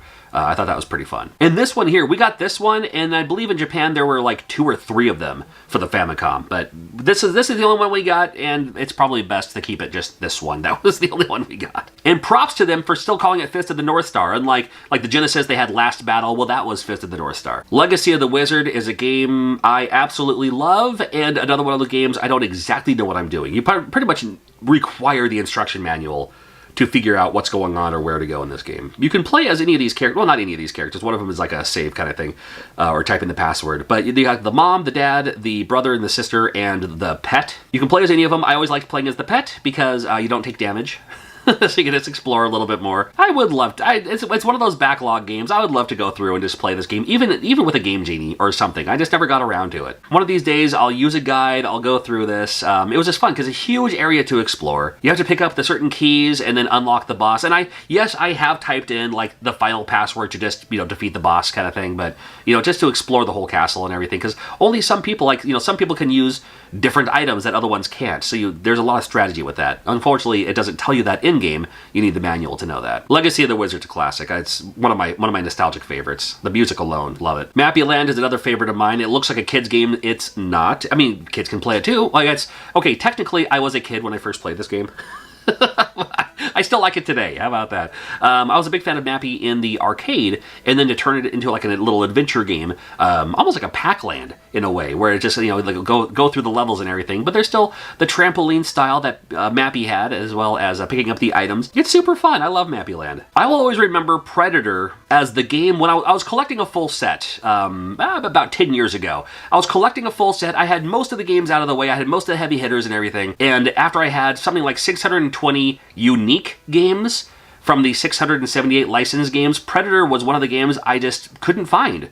I just didn't grab. I was like, okay, well, I ended up getting it later, of course. This game, the very first level is not an easy level. It starts off with a weird enemy that you can't really do anything with. And then if you fall down here, you're pretty much boned because you get a grenade, which isn't going to help you a lot because you can't jump over this thing. It's an interesting sort of game, and there's also another gameplay style later levels where like you're this giant version of yourself shooting other things to battle the Predator and all that. Predator is an interesting one. It was best as a rental, I think. And that was one of the best parts about 1989 was it was around this time when I started seeing video stores carrying Nintendo games also. It was like, oh, you can rent video games? Nice. Because before that, unfortunately, you had to make friends who had Nintendo systems just so you could borrow each other's games. I mean, the audacity. Taboo the Sixth Sense. This is that thing where it's like, oh, you like tarot cards? Here's a video game for you. It's not even a video game. It is a digital, interactive something or other. This is how this kind of plays out. So you type in your name and your birthday and all that.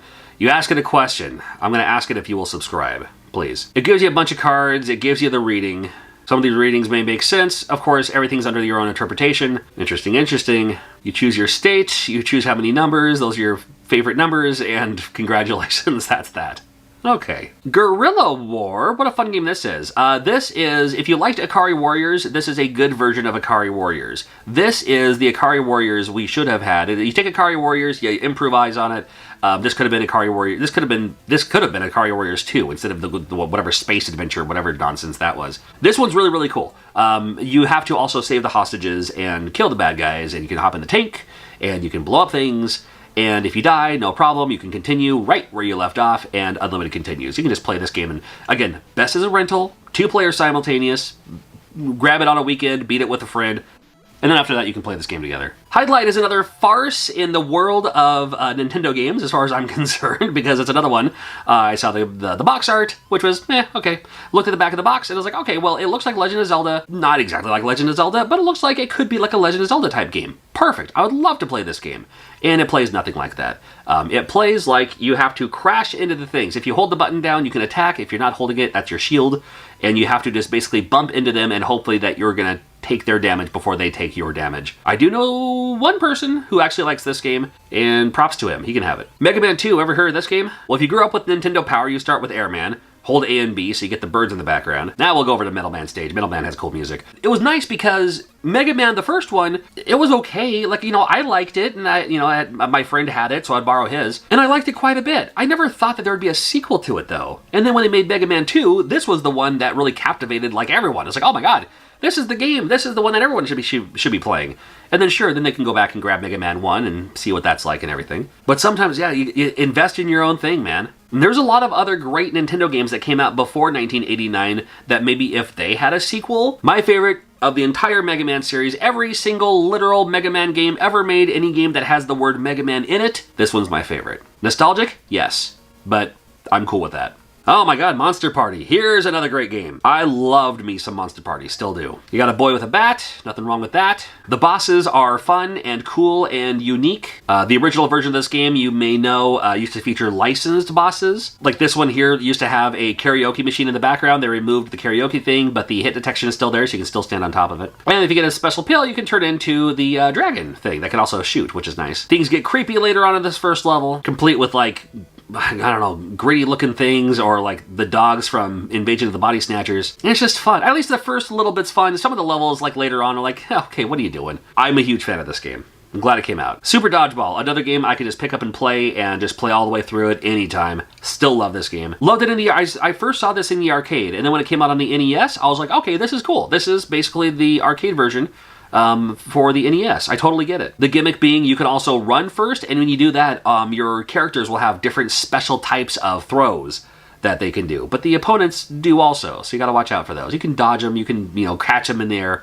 It's pretty fun. There's also that bean battle mode or the bean, whatever that other one is, which is like basically just, like playground style. I don't know. That was kind of fun. Teenage Mutant Ninja Turtles, another game you had to get because you loved the Teenage Mutant Ninja Turtles. The unfortunate thing is this game came out right when the cartoon came out. And when the cartoon came out, it was the best thing going. So then you play the NES version and you're like, it's not exactly the cartoon, and some of the characters are different, and it's, like everyone on the cover all is wearing red. It's not bad. It's kind of its own thing. Just like how the Teenage Mutant Ninja Turtles movie was kind of its own thing. You really wanted one based on the cartoon, because honestly, I have no idea how popular Teenage Mutant Ninja Turtles would have ever been if it wasn't for the cartoon. I don't think it would have been as popular as it is, that's for sure. And this game, notoriously hard. It is beatable. It is beatable. You can do it. It was a time before passwords, a time before saves. Oh yeah. Here, you say it. The Adventures of Fire Billy. Alright, fine. Good enough. This game could have been a lot better. The unfortunateness of when you hit them and then while they're still flashing so you can't attack them, they can attack you. Not fair. Not fair. So you spend most of your time just doing jump kicks everywhere, which takes forever. And you can get either items later on, like a gun, to shoot the other guys. I did like the fact that this game took place in the bayou, has great music, great soundtrack. You can use the zapper in some of the games. There's like, there's the action part, there's the driving part, there's a shooting part. That was a lot of fun. It's super hard on the US version just because of that hit detection thing with the enemies. I still like it though. Track and Field 2, now I was a big fan of Track and Field, but liked this one even more because it had so many more events you could participate in, including like fencing, which was cool. There's like, oh yeah, there's the running and jumping. Yeah, there's the, the javelin throw and, swimming and stuff like that too. And again, based on the Korean Olympics, they had like Taekwondo was one. Now they could have just made a whole Taekwondo video game. They could have just made a fighting game that was like this, and I would have been okay with that. And neat that they had a couple of two-player specific games too, like the Taekwondo. They even had arm wrestling. Arm wrestling was a two-player specific mode in this one. I don't know, I'm still a big fan of Track and Field 2. I like this one. Baseball Stars came out in '89, one of the best baseball games on the NES. Baseball games are traditionally pretty good. As long as they have the same kind of setup, the same kind of controls, they're all pretty playable. And happy to see Baseball Stars. It was one of the better ones. Cobra Triangle is a fantastic game. I was a huge fan of Gradius, which I know you're like, well, that's two different games. But I like the idea that you could upgrade at your own pace. You upgraded the way you want it to be upgraded. Do you want to go faster? Do you need better aerial support? Or not aerial, what's that called? Missiles. Why is that aerial? If you want to go faster, if you want your shots to work better, if you need, you upgrade yourself the way you want to be upgraded depending on how long you can last until you get your next upgrade. Cobra Triangle is wonderful, wonderful, wonderful. Still love that game today. And the different stages have different different things you have to do, whether it be like, race to the finish or put the bombs where they're supposed to go, stuff like that. Even has bosses later on, pretty cool. Strider, huge fan of Strider in the arcade. The NES version, completely different. This one is a little bit more not Metroid, well, a little Metroidvania-y. Kind of. Like, it's like if Metroidvania without all the go all the way over here, then go all the way over there, you just kind of go where you need to go by nature of, like, I'm going to this area first, and then that's going to be a level. I'm going to go to this area next, and then that's going to be a level. There's a lot going on with Strider. Hit detection sucks. The controls are a little wonky. The jumping is really wonky. But I still think it's a super fun game for what it is. Dragon Warrior was Nintendo's effort to say, look, we're going to start releasing RPGs, whether you like it or not. They love them in Japan. You haven't caught on yet. So we're going to shove this down your throat until you start liking RPGs. In fact, you know what? We'll even give you this one for free. I already had an existing Nintendo Power subscription at this time. That was one of those like sign-up bonuses. Like, hey, get a subscription to Nintendo Power, and by the way, we'll throw in a free copy of Dragon Warrior for the NES. I already had a subscription, and they still sent me one. So I don't know if it was just if I renewed it and that was part of it. I have no idea. But I know I got one, and you know what? I liked it okay. The grind, I didn't care for so much. The adventuring, even the turn-based style, I'm not the biggest fan of, but it was okay with this one. Early RPG. How early? You have to use the door option to open a door. You have to use the stairs function to go down the stairs. Yeah, it's that primitive. So primitive, when you go to the shops to get antidotes in case you get poisoned, there are none, because you don't get poisoned in this game. That's how old school this is. But it started a whole journey of a lot of RPGs, and including the Dragon Warrior became Dragon Quest. Now there you have it. Faxanadu is more my style of game. Faxanadu is the type of game that's like, yeah, this is exactly it. That Zelda 2 style, give me that 2D action, but a little bit of RPG elements where I can upgrade my character, get better swords, get better shields. That's the kind of game that I really gravitate towards. Just make it so like when I hit my button, I slash my own sword. Right? In Faxanadu, great graphics, great story, great soundtrack. This to me seemed like what Middle Ages, dirty, grimy reality would be like, where people are just like, man, I don't know. That makes sense. Not Bugs Bunny's Crazy Castle. This is the Bugs Bunny's Crazy Castle. Why? It doesn't matter. It's another game I like quite a bit. I like little puzzle games like this. You can go like up and down the stairs, also up and down the background of the stairs to get you up to higher spots here. Collect all the carrots to move on through the stages here, and you have some items and some other things that you can eliminate the other enemies with. Famously, this game came out in Japan as a Roger Rabbit game. So in Japan, you play as Roger Rabbit with the weasels being the enemies, which is why you're like, why are there like 3 Sylvesters on screen? As well, because they had a bunch of weasels for Roger Rabbit. We only had the one on the NES, but the Game Boy version, there's like 3 on Game Boy, and then like on Game Boy Color, there's like Mickey Mouse versions or something like that. There's a lot of these on the Game Boy, but we just got the one for the NES. It's all right. The Adventures of Dino Ricky. Okay, well, we can do that for you. Hudson Soft, can't go wrong. It's a vertical shooter. You spin it wherever you want. Dinosaur, it doesn't matter. It's a vertical shooter. It's a vertical shooter. You can pick up your upgrades. You can attack the other enemies. I will die more falling in the water than being hit by enemies and all that. It's certainly not the best game ever. I still check it out every once in a while. I love the fact that one of your weapon upgrades or one of your like special things is you turn all super buff and you just give everyone like these Ricky Choshu clotheslines.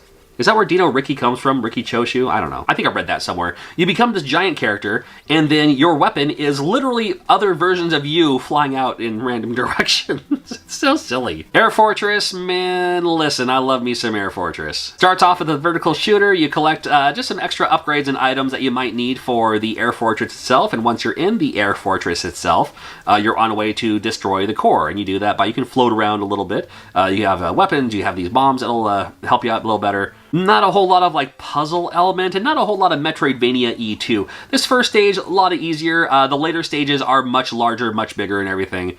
You find the core, you blow it up, you move on from there. I do love me some Air Fortress, came out '89. This game, however, was a game I think a lot of us wanted to play, and then, sorry we did. You know, it's funny, this game came out in 1989, so 4 years after Back to the Future, we get a Back to the Future game. And this game could have been a game on the Atari 2600 if this Back to the Future came out for the Atari 2600 back in 1985 or 86, 87, doesn't matter when. I think it would have been a little bit more sympathetic. It would have been like, okay, sure, it's Back to the Future because you're going around collecting clocks, sure, I get it. But by this time on the NES, we could have done a lot more with a Back to the Future game than what we got here. You're collecting the clocks, you can, I mean, it's It's rough, man, and it's a grind. And if you've ever been curious about the music, now the music in this game is particular because the music is super annoying. You're just like, why is that the music? Well, have you tried slowing down the music? It sounds like this.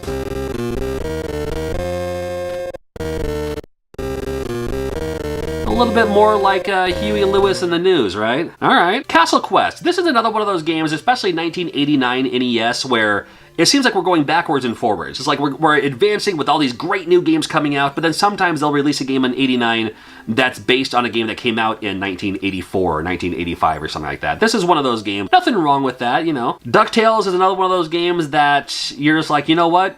This is what Nintendo games need to be. It put Capcom and Disney and said, you know what? These are the kind of Nintendo games that everyone loves. The kids love them. Bright, colorful graphics, based on something that they're familiar with. Parents love them because they're just fun. They're still fun. And they're simple enough and challenging enough that if you play it however way you want to play it, then yes, even younger kids can actually beat this game and feel good about themselves. If you put the controller in the hand of a kid and say, here's Teenage Mutant Ninja Turtles, here's Ghosts and Goblins, yeah, have fun with that frustration. This one provides enough of a challenge, and you can still beat the game. And DuckTales is still one of the best. Absolute one of the best. We had Uncle Fester's Quest. Here's Fester's Quest. I was a fan of this game. I love Sunsoft. Love the sounds. I love the music. I'm a big fan of the Addams Family. This came out when the movie came out.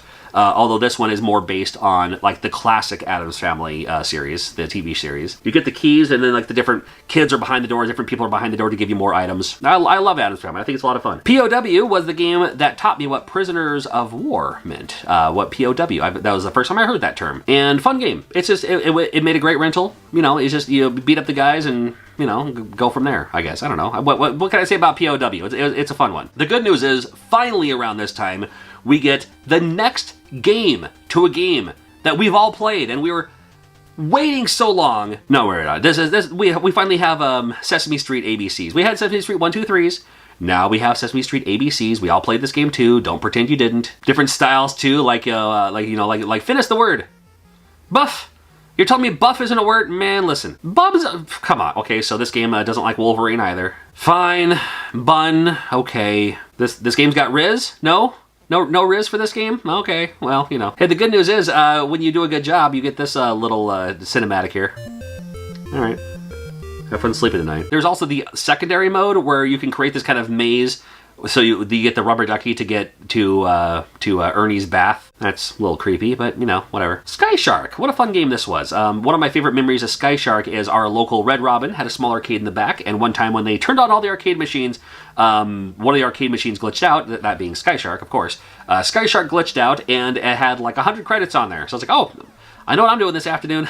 So I didn't realize it was that way until like I went to Red Robin like later that afternoon for some reason. I honestly didn't even eat there. I usually just went there to play arcade games and then turn around and leave. But when I saw all those credits on Sky Shark, I was like, well, here we go. So then me and then later on a couple of other people, a couple of kids my age showed up, and then we all just kind of took turns. And the NES version actually plays pretty well. I'm a big fan of this one. Who Framed Roger Rabbit? Hey, we got it now for the NES. A lot of people have a lot of different opinions on this game. My opinion is I love this game. I personally like this game quite a bit. I like the fact that you can like have a huge overworld map. I thought that was like super awesome. The different buildings, I know they all look the same, but you just have to check them out, and sometimes you can get items, sometimes you can you have to explore the things. You're looking for the pieces of the deed or the note or whatever that thing's called. But you get the items by talking to people. They'll tell you if there's something in that building or not, and you can use those things for whatever you need to use those things for. And a lot of places to explore. Even if the weasels do catch up to you, you have to answer their jokes, which I thought was kind of fun. Very, it's what led me to like The Secret of Monkey Island, maybe, when it's like you have to like counter the jokes with insults and stuff like that. I don't know. I like this game. I know it's LJN, but I like this game. We had Casino Kid. Casino Kid was a pretty neat game as well. I'm not the biggest gambling type, be honest with you. I know how to play the games. It's just not for me. But on a video game, what do you got to lose? Casino Kid only had blackjack and poker, I believe, and then it's like that's all it is. But then you can, you work your way up, you clean off the table, and then you move to another table and clear them out as well. Godzilla came around, and what I loved about this game was the fact that you played as Godzilla. It wasn't like one of those, like for a Godzilla game, I would think like, oh, you're in the town, you have to, command the troops. No. You play as Godzilla, and that's the best part. It's very monotonous. It's a lot of the same type of stage, whipping your tail, kicking, punching, using your radiation breath and all that. You can also play as Mothra as well. If you, I didn't like the fact that you had to play as Mothra too. I wish you could have just played as Godzilla or Mothra and then beat the games that way. But the fact that you have to play as both of them per stage, whatever. Giant boss battles as well, that's always fun. Yeah, it was alright, I like this game. Ghostbusters 2! We're in the wrong game. Hey, this looks like a kid's game. You imbeciles. Nah, it's the Three Stooges. Another one of those games, I believe, came out for the computer first of some sort. I don't know if it was Commodore 64, I couldn't tell you. But I loved it. I like this game quite a bit. I like any game that had multiple gameplay values to it. So like different little mini games and stuff like that. It was almost like the WarioWare of its time, where you just, depending on what you land on, you have to do that task and hopefully build up enough money to save the orphanage. Classic. And this sound. There we go. Twin Eagle, 2-player on this one from Romstar. Great shooter here from Romstar here. Twin Eagle. Just by looking at this for 2 seconds, you can already tell what kind of game it is. How about 720? Love this one in the arcade. The NES one, a little bit rough, in my opinion. A little bit harder in the NES version, but I still had to check it out because it's 720, and there's only a handful of games that feature skateboarding in them, so you always got to support those whenever you can. 1989 was when Tetris was released, and good for Tetris being released. This was the Tetris that started them all. A lot of people love the Game Boy version. Of course, the Tengen version had the 2-player mode, so a lot of people are like, oh, I got the Tengen version before they pulled it off shelves.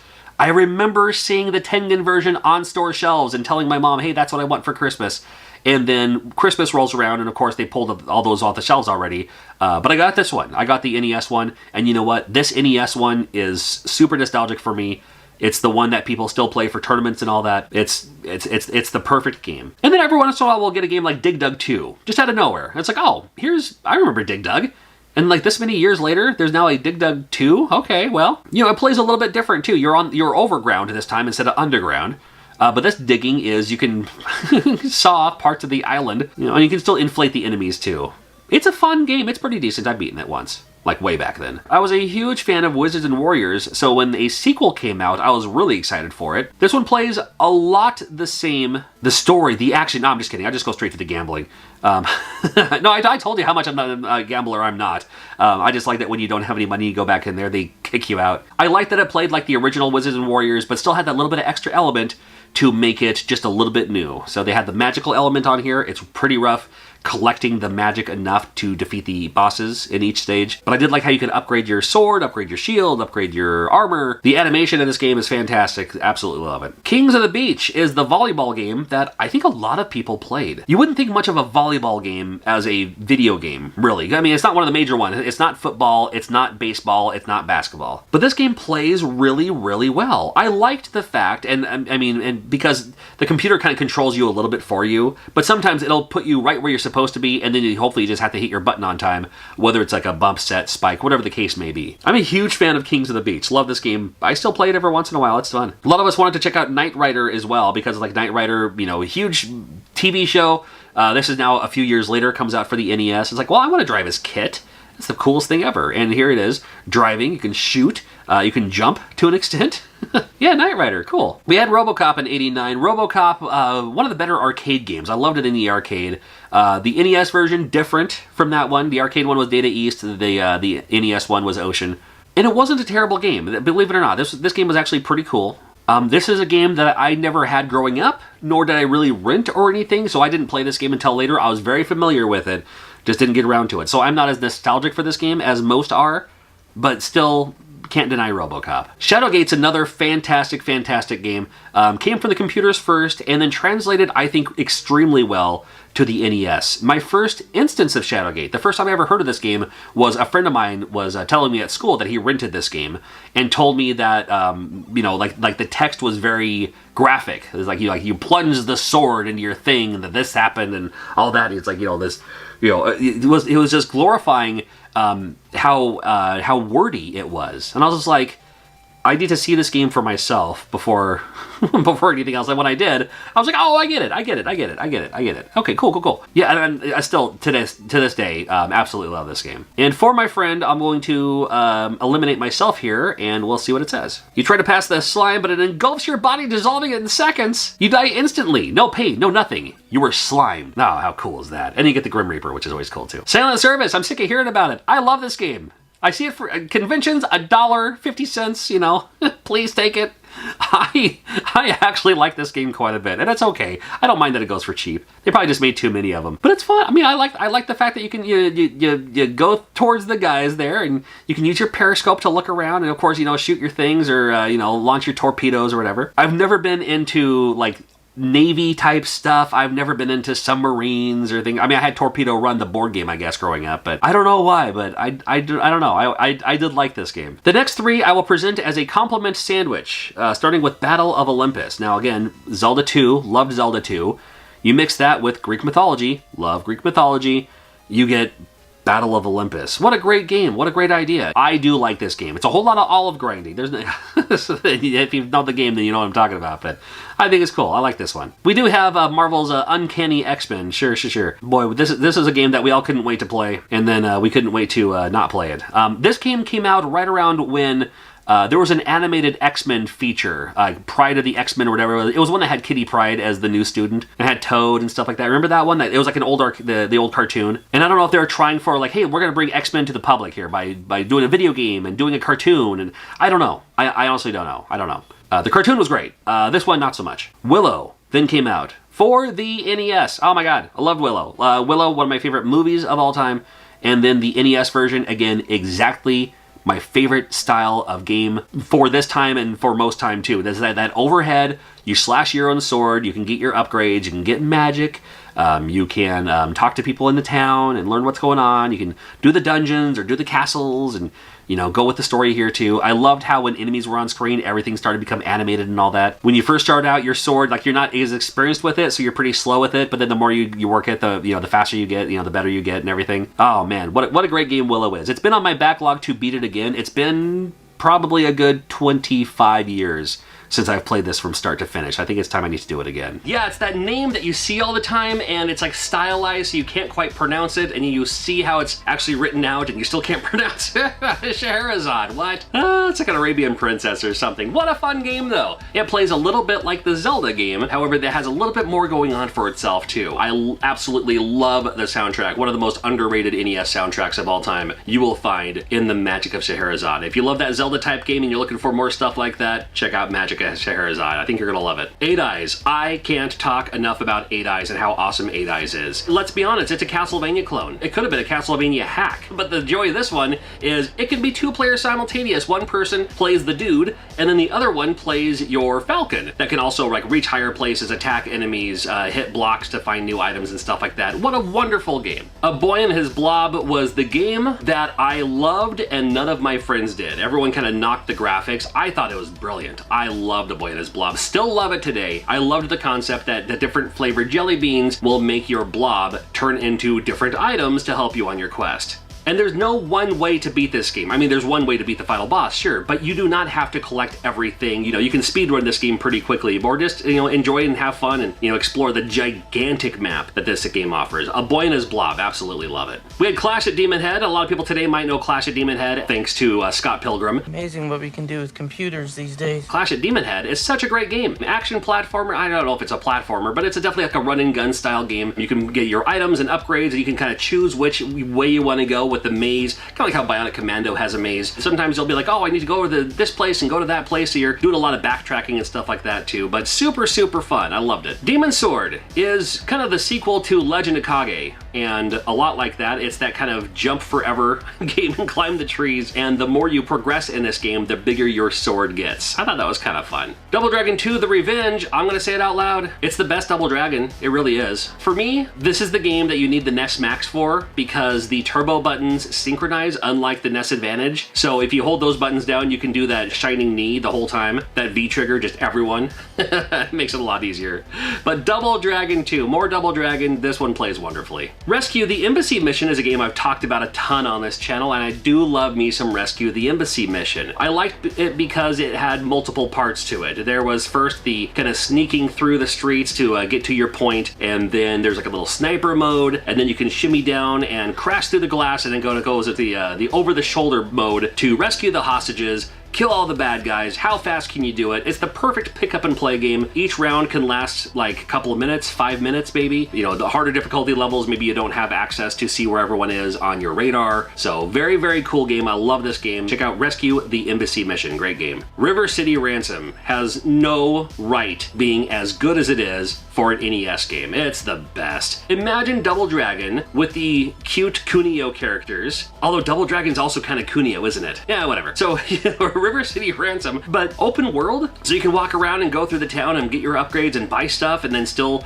you know, attack the bosses and pick up coins, and you can pick up a lot of things, like you can throw rocks, you can throw garbage cans, you can throw a bunch of stuff, and just the random things that the enemies say as you're attacking them and stuff like that too. I absolutely love River City Ransom, and 2 players simultaneous. You gotta love the couch co-op games for sure. We don't need to talk a lot about Super Mario Bros. 3, do we? Came out officially earlier in the year. Sometimes people didn't see it until late in the year. They listed the official release date as February 12th. Abraham Lincoln's birthday, why not? I only know that because it's also my sister's birthday. I first played it on a Play Choice 10 in like Southern California on vacation during that summer. But then like right around when school started, that's when I started seeing it on store shelves and everything. But they have an official release date of February 12th. So interesting. And we're gonna follow that up with Batman, like one of the best other games on the NES. I bet it's a lot of people's favorite game of all time is Batman for the NES. And why not? Some of the best graphics on any game you've ever seen. Batman was red hot in the movie theater. Batman cereal, absolutely wonderful. I have a box of it, I'm not gonna bother you with it. Everything about Batman for the NES is exactly what I would ever want in a Nintendo game. Perfect difficulty. Difficult, but beatable. This was also during a time where we didn't have saves. We didn't have a password system. If you wanted to beat this game, Mario 3 was the same way. There's a lot of games this way. If you wanted to beat this game, you had to play it from the beginning. And Batman was one of those games I had no problems playing it from the beginning every time. It's just such a fun game. I love it. Do we need to talk about Dash, Galaxy, and the Alien Asylum?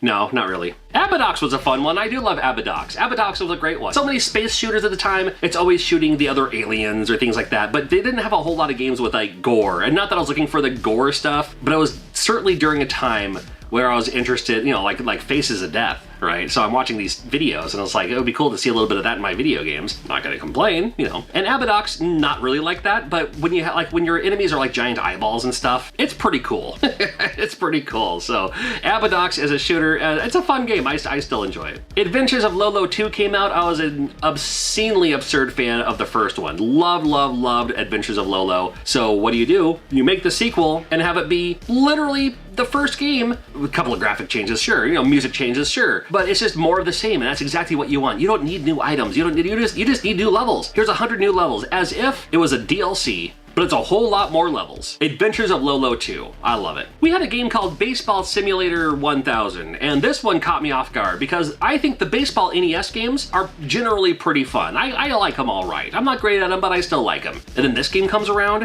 where you can do crazy pitches and crazy bat mechanics where you can actually have like special powers and stuff like that. Made it even better. You know, you can like, you know, throw like fireballs and you can like, you know, you can bat the ball so it just like shatters everything. I love it. Baseball Simulator 1000. How fun. I was a huge fan of Codename Viper. Codename Viper by Capcom was basically Rolling Thunder. Let's make no qualms about it. Was it made by the same company? Was it made by the same team? I know Rolling Thunder was like Namco, right? Through Atari. It was on a Tengen card anyway. But then you have this Capcom game, but it's an obvious rip. Like, it hurts so much how bad of a rip-off it is. But I loved Rolling Thunder. So therefore, I loved Codename Viper. I liked it quite a bit. Definitely worth playing. And the fact that your skin tone is also the same color of your pants, you can pretend that you're walking around pantsless. That's kind of fun. Or however you want to play it. I don't know. However you play your video games, that's up to you. Don't worry about what I do in my spare time. Heavy Barrel worked out pretty well as an NES game. Heavy Barrel was a game that my friend and I liked to play in the arcade. And then when it came out for the NES, hey, it actually was a pretty good translate. Was it perfect? Was it 1-to-1? Not so much. But it was, I couldn't do any better. And Heavy Barrel, one of the best, man. I loved playing that game for sure. Dino Wars came out in 1990, and that was the perfect rental. Ain't nobody had Dino Wars. Did you have Dino Wars growing up? Man, listen, I'm trying to think, but I don't think I knew anybody that had Dino Wars. But it was the perfect rental, because it's like, I just want to look at it. And, I mean, I don't know how people care about this game one way or another, but I like it for what it is. It's a little clunky, it's a little chunky. You start with this little guy and then you end up going inside your robotic dinosaur and then you play as the dinosaur, and that's how the stages work out. Part 1 of 1, then part 1 of 2, then part 2 of 1, 2 of 2. That's how Dino Wars was. I liked it. We had Ghostbusters 2, unfortunately this version and not the good version, but we did have Ghostbusters 2. I hope you rented it and not bought it. Oh man, we had Snake's Revenge. I loved Metal Gear. I almost said Metal Gear Solid. That's how far in the future we are. Metal Gear, I was a huge fan of Metal Gear. It was a super common game back then too. It seemed like just about everybody had Metal Gear, but I loved Metal Gear. And then there's a sequel to Metal Gear. Oh my god, I can't wait. Still to this day, I've never beaten it. I just can't get into it. I don't know what it is. It just feels hollow. It feels like you're going from like premium grade chocolate to like dollar store chocolate. Not even chocolate, it's like chocolate flavored something. It looks great. Everything about it's great. It's just hollow. I don't know. There's something missing from it. I don't know what it is. But I was super let down with Snake's Revenge, and I've tried to get back into it. It's like, oh, you know what? I'll sludge through it. I've done worse. Even with a Game Genie, I can't beat it. Man, it's just not even worth it. Super C came out. I'm the only person on this planet who enjoys Super C more than Contra. And I grew up with Contra. Are you kidding me? I love me some Super C. I love me some Super C. So happy to see this come out in 1990 on the NES. And if you loved Contra, it's more of the same. What else can you say? It's amazing. Tecmo World Wrestling. Finally, we get a decent wrestling game for the NES. Pro Wrestling was the best we had. We've had some other wrestling games along the way, like let's not talk about Muscle, let's not talk about WrestleMania, but then Tecmo World Wrestling, where it incorporates a little bit more of that Japanese style, so like there's actually like finishing moves and stuff like that too, and it goes into a cutscene when you perform these moves. Pro Wrestling, nostalgia-wise, is my favorite for the NES, but Tecmo World Wrestling has to be like the best wrestling game on the NES, in my opinion. Oddly enough, the same month, we also get WCW Wrestling. And I did like WCW Wrestling quite a bit. I liked the fact that it had the wrestlers I knew. Unfortunately, I found out later that game was imported to the US with a graphic change, which is, you know, what I can do. I can hack graphics, I can do that. So that's what they did. So instead of it being the certain characters that were already in place, you would play as the WCW roster, but not really. You know, like Ric Flair doesn't have a figure four leg lock. He has that kind of clothesline drop that Giant Baba does because his spot is in that Giant Baba spot. Stuff like that. You know, like Ricky Steamboat is in Bruiser Brody's spot, so Ricky Steamboat's finisher is a knee drop? Whatever. Wrath of the Black Manta. I can go on and on about how much I love Wrath of the Black Manta. Imagine Shinobi, but you can upgrade your own moves. Like after different levels, you can get different moves you can do, so you can like throw fireballs, or you can, you know, turn invisible or something like, you know, there's other things that you can do there too. Rescuing the kidnapped kids, you're doing it for a noble cause. The dialogue is a little hokey, even for 1990 standards. But it's Wrath of the Black Manta. I think it's a great game. Xerxes was an interesting one. Xerxes just looked cool, I remember, and I thought the music was great too. And then I liked how the stages were broken up, where you have like the first part where you're going around and kind of collecting what you need to collect, you know, upgrading yourself. Then you go into the, do you call it the dungeon, the caves, the, you know, the factories, I guess. And then it turns into a shooting stage for a while. So it kind of goes back and forth between like an action game where you're, you know, jumping around shooting, and to like a side-scrolling shooter, which I thought was super fun. I'm a huge fan of Xerxes. Hey, guess what came out in 1990? Final Fantasy. Not Final Fantasy 2, not 4, not 6, not 16, not 138. We have Final Fantasy, the first one. I remember playing this back then too. It was a game I grabbed. My dad bought it for me. I wasn't that into turn-based RPGs at the time. I tried to play Dragon Warrior, moved a little too slow for me. Final Fantasy seemed like I didn't have to grind as much, so I liked it a whole lot more. Love the music to it, even though the music sounds like it's on like 2 sound channels for the NES. But Final Fantasy was, man, it was the first one, and without that, we wouldn't have all the other Final Fantasies that we have today. We also got the sequel to Ninja Gaiden, whatever you want to call it, it doesn't matter. Ninja Gaiden 2. This is the Dark Sword of Chaos. Is that what they call it, really? Dark Sword of Chaos? I don't know. Anyway, again, like Lolo 2, here's Ninja Gaiden 2, more of the same. Don't need to change it. I think there's like a new weapon or two or something like that too. Great music, great graphics. The Ninja Gaiden games, always fantastic. And on the NES, it was always a must-have. Adventures in the Magic Kingdom. Of all the Capcom Disney games, finally a game you can explore the Magic Kingdom. All right, well, kind of. You can go on a couple of rides. You can go on Haunted Mansion, was always my favorite ones because it's all like creepy and spooky and stuff like that too. So loved me going on the Haunted Mansion. There's also like there's a Pirates of the Caribbean. There's the racing one, like the Autobahn USA, whatever they call that one. Is it called Autobahn? Maybe not. Yeah, the Big Thunder Mountain Railroad with another. Yeah, you have to do these things. Or yeah, there's even the ones where you have to like talk to the kids and get the you know, answer the trivia questions to move on. Oh my goodness, what a crazy game. I like it, it's fine. So before we had DuckTales, which was wonderful, fantastic, S-tier game all day. Now we get Chip 'n Dale Rescue Rangers. Chip 'n Dale Rescue Rangers, not exactly as good as DuckTales, but what a great game it was for its time. Super easy. You probably beat it the first time you played it. Maybe you did, I don't know. I took my time with it because like I owned it. I was like, well, I better not just beat it immediately, so I remember taking my time with it and exploring more and stuff like that too, just to make it last longer. I beat it in 3 days. But Chip 'n Dale's Rescue Rangers, again, another great 2-player game. You got that Disney-Capcom combination. It doesn't get any better than that for the NES. Bad Dudes came out in the summer of 1990, one of the best arcade games for its time, and now available on the NES, and decent. It could have been better. I think there was a lot of things that they could have improved on, but it was still the game that you played in the arcade, so now you can play it at home on the Nintendo, which was wonderful, because in the arcade, it was a quarter muncher. Oh my goodness, was it a quarter muncher. At home, don't have to worry about it. It's Bad Dudes, it's the best. We have Crystallis that came out for the Nintendo Entertainment System. It's a better game than Zelda. Oh my goodness!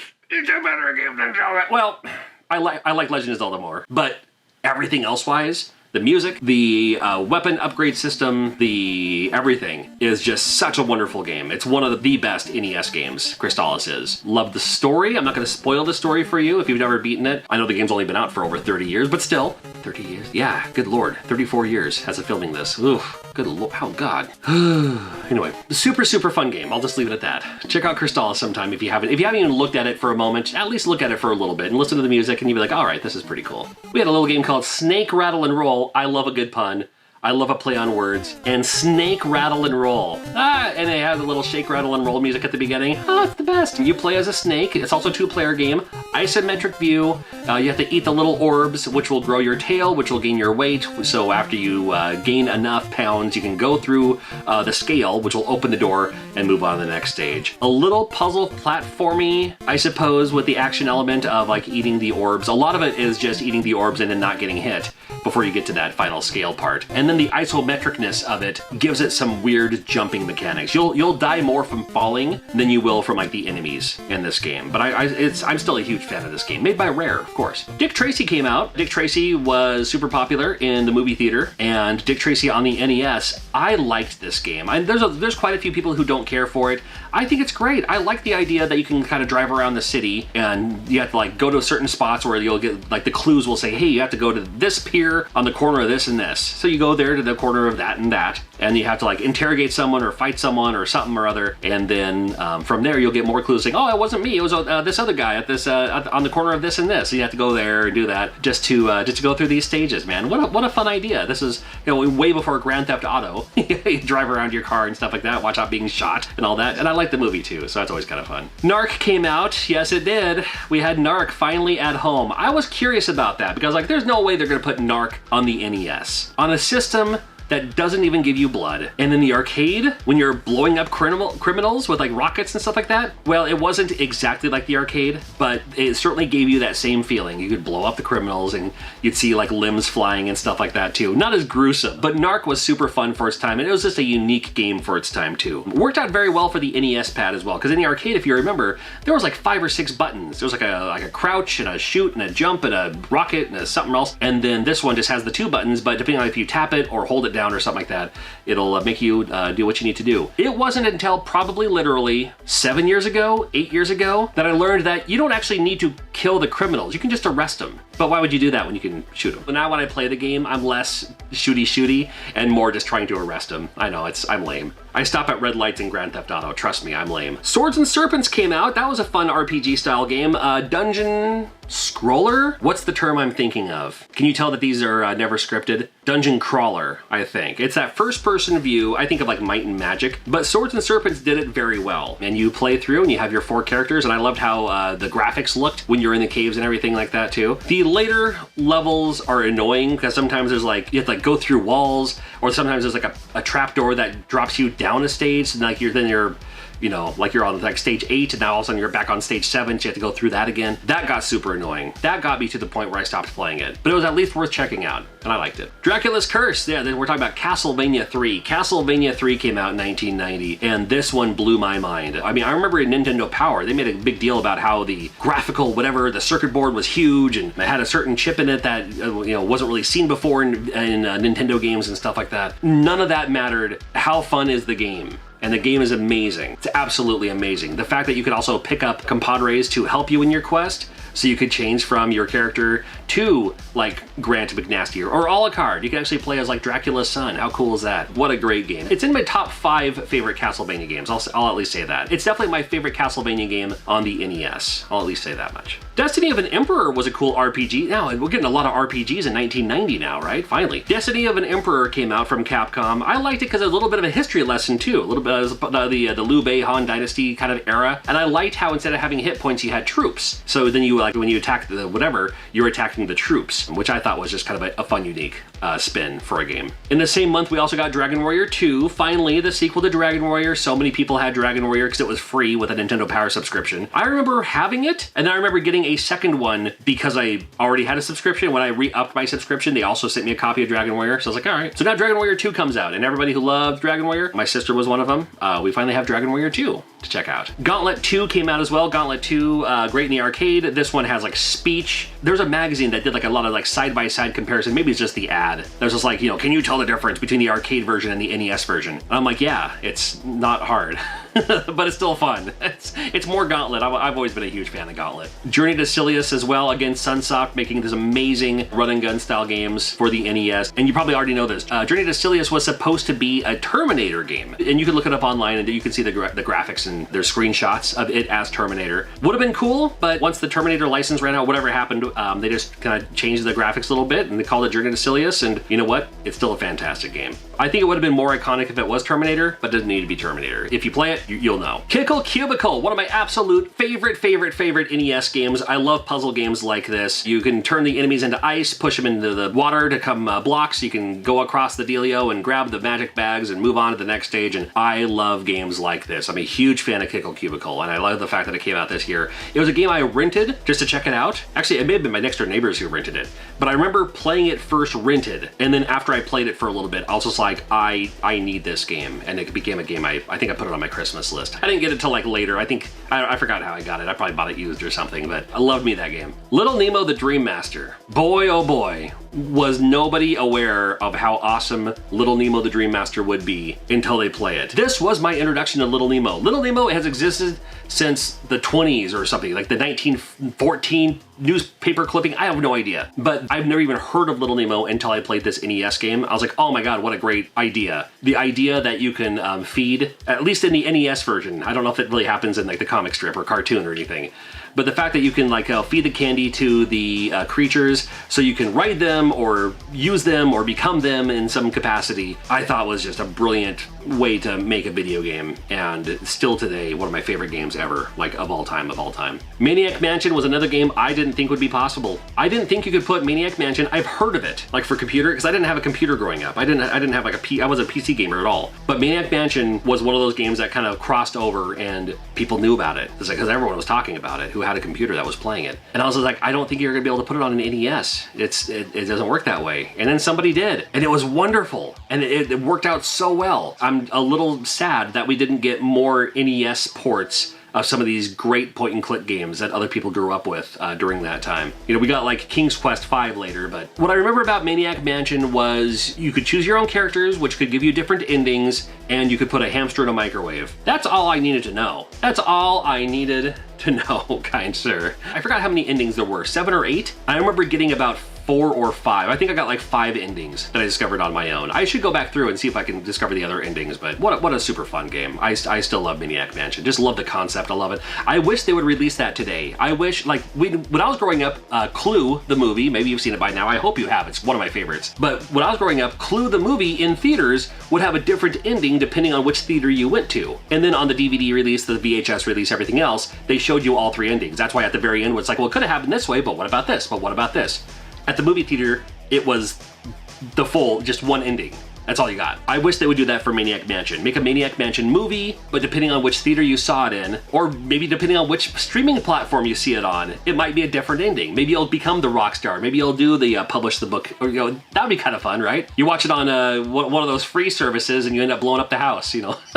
Who knows? Spot the video game was interesting, wasn't it? Well, they had a video game based on the 7-Up mascot. It would be like if one of the top puzzle games for the NES starred Flo from Progressive, which I would not decline, by the way. Not quite like Othello, but it plays, I'm sure there's a puzzle game like this, maybe in Japan or something like that, I don't know. But simple enough, you just have to put your character next to another one, and then that's how you grow the playing field, and at the very end, when they're all full, then you count up the pieces and find out who won. Simple to play, complex to master. I used to be pretty good at it until I started playing it recently, and I found out I'm not good at it at all. I don't remember my old strategies at all.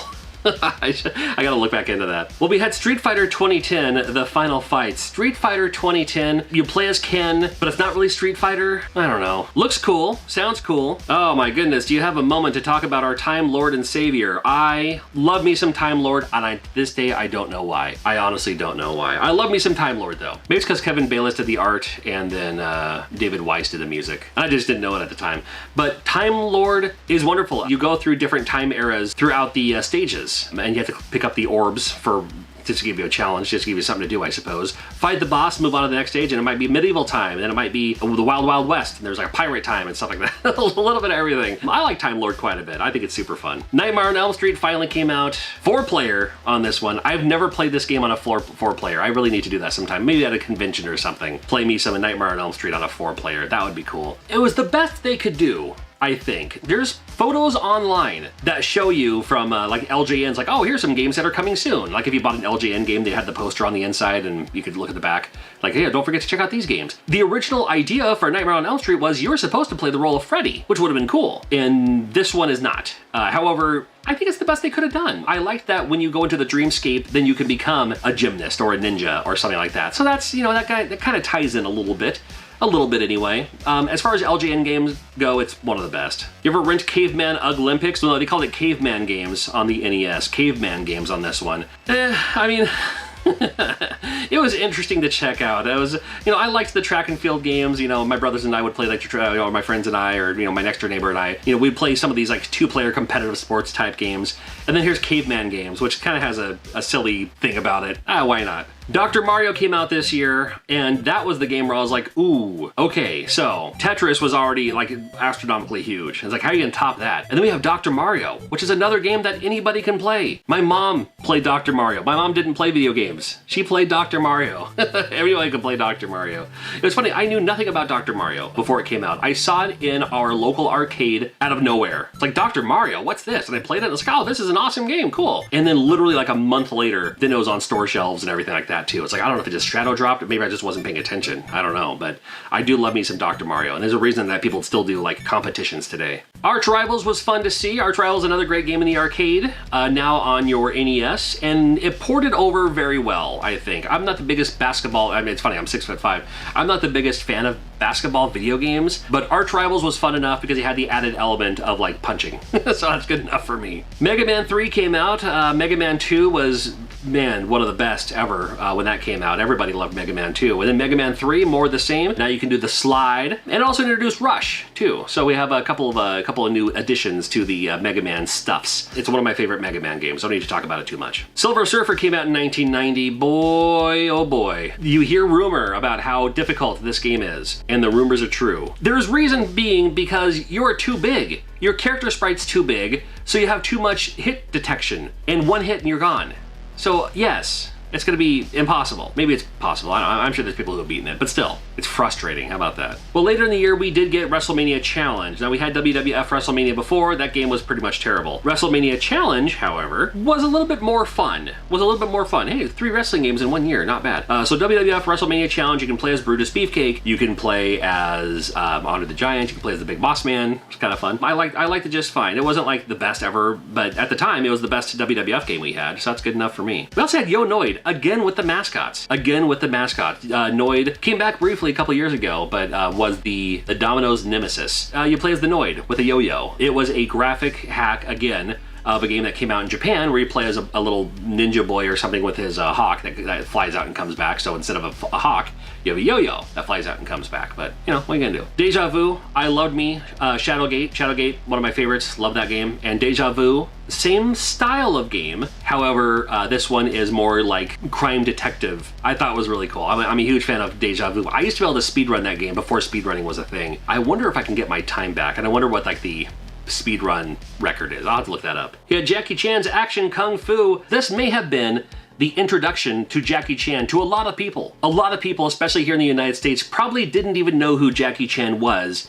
until they played this game. And then maybe later they saw a movie, they're like, the guy from the Nintendo games in a movie? It's like, no, he's been doing movies for years. I forgot what movie I saw first, but I discovered Jackie Chan around the same time as the video game. So I remember it kind of, I don't remember which one was which. I may have been the video game first, and then almost immediately I was just like, oh, he's in this movie, okay, cool. And then of course I got hooked on all these other great Jackie Chan films. We had a nearby video store, Crazy Mike's Video, that had a great Hong Kong action cinema section and had pretty much all the Jackie Chan movies. Not all of them, but I had most of them, like with the bad either dub or translations. So rented all those, 99-cent Tuesdays or whatever.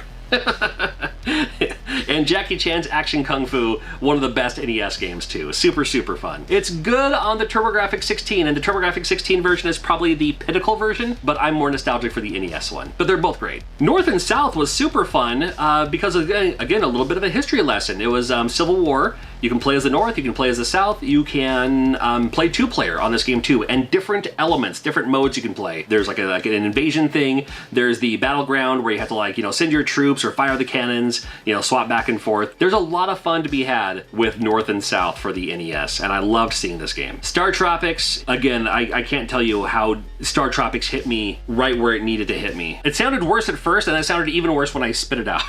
I love Star Tropics so much. It's the reason that I always have the photo on my wall from Square Painter. I have, well, you can't really see it, but it's the only sealed game I have in my collection is Star Tropics. One of my air fresheners that I make is literally Star Tropical, based on how much I love this game. Because it's that Zelda style, but has a cool story, and it has the fourth wall interactiveness with the manual and the paper and the water and all that. I absolutely just fell in love with Star Tropics. It's the best, it's the best. Just in time for Christmas, we get Teenage Mutant Ninja Turtles 2, the arcade game. Another game I didn't think was gonna be able to come out for the NES. Sure enough, it did, and they even added a couple of extra levels. Well, it plays wonderfully. It's just an awesome, awesome game, especially on the NES. The added levels weren't even needed, but I'll take them. And the fact that you got your free personal pan pizza from Pizza Hut afterwards. I did not keep that coupon. I used it the very next day when I got that game. I wasn't waiting around. Kabuki Quantum Fighter. What a crazy game this game is. Kabuki Quantum Fighter. The storyline is you get sucked into a machine to fix the code, and in doing so you turn into a kabuki, and you headbang to whiplash your hair to defeat the enemies. I'm not complaining. Surely makes it kind of an interesting idea. If you loved Batman for the NES, you're going to love Kabuki Quantum Fighter. I'll leave it at that. We had Kicks. Kicks was one of my favorite arcade games back in the day, and they had Kicks on the Game Boy, which I absolutely loved, and then it came out for the NES as well. It was interesting to see so many years later. It was an arcade game from like mid-80s, 84, 80, I don't even remember, I'm not even gonna look it up. But it is a drawing battle of real estate. In Kicks, you have to draw your thing and avoid the enemies, of course. And then when you box something in, it unveils that part of the grid. And you have to get like 75%, 80%, whatever it is per stage to move on to the next stage. I don't know what it is about this game, but I just love it. I've always loved this game. And on the NES, plays pretty well. I prefer it on the Game Boy, believe it or not, but the NES version plays just fine. The Creon Conquest came out in 1991. If you told me that this was a Mega Man spinoff, I would have believed you. It is so Mega Man it hurts. It hurts my feelings how close to Mega Man this is, because it also shouldn't be this good for being a ripoff. Something rips something off, it's like, I get it, but it's not good.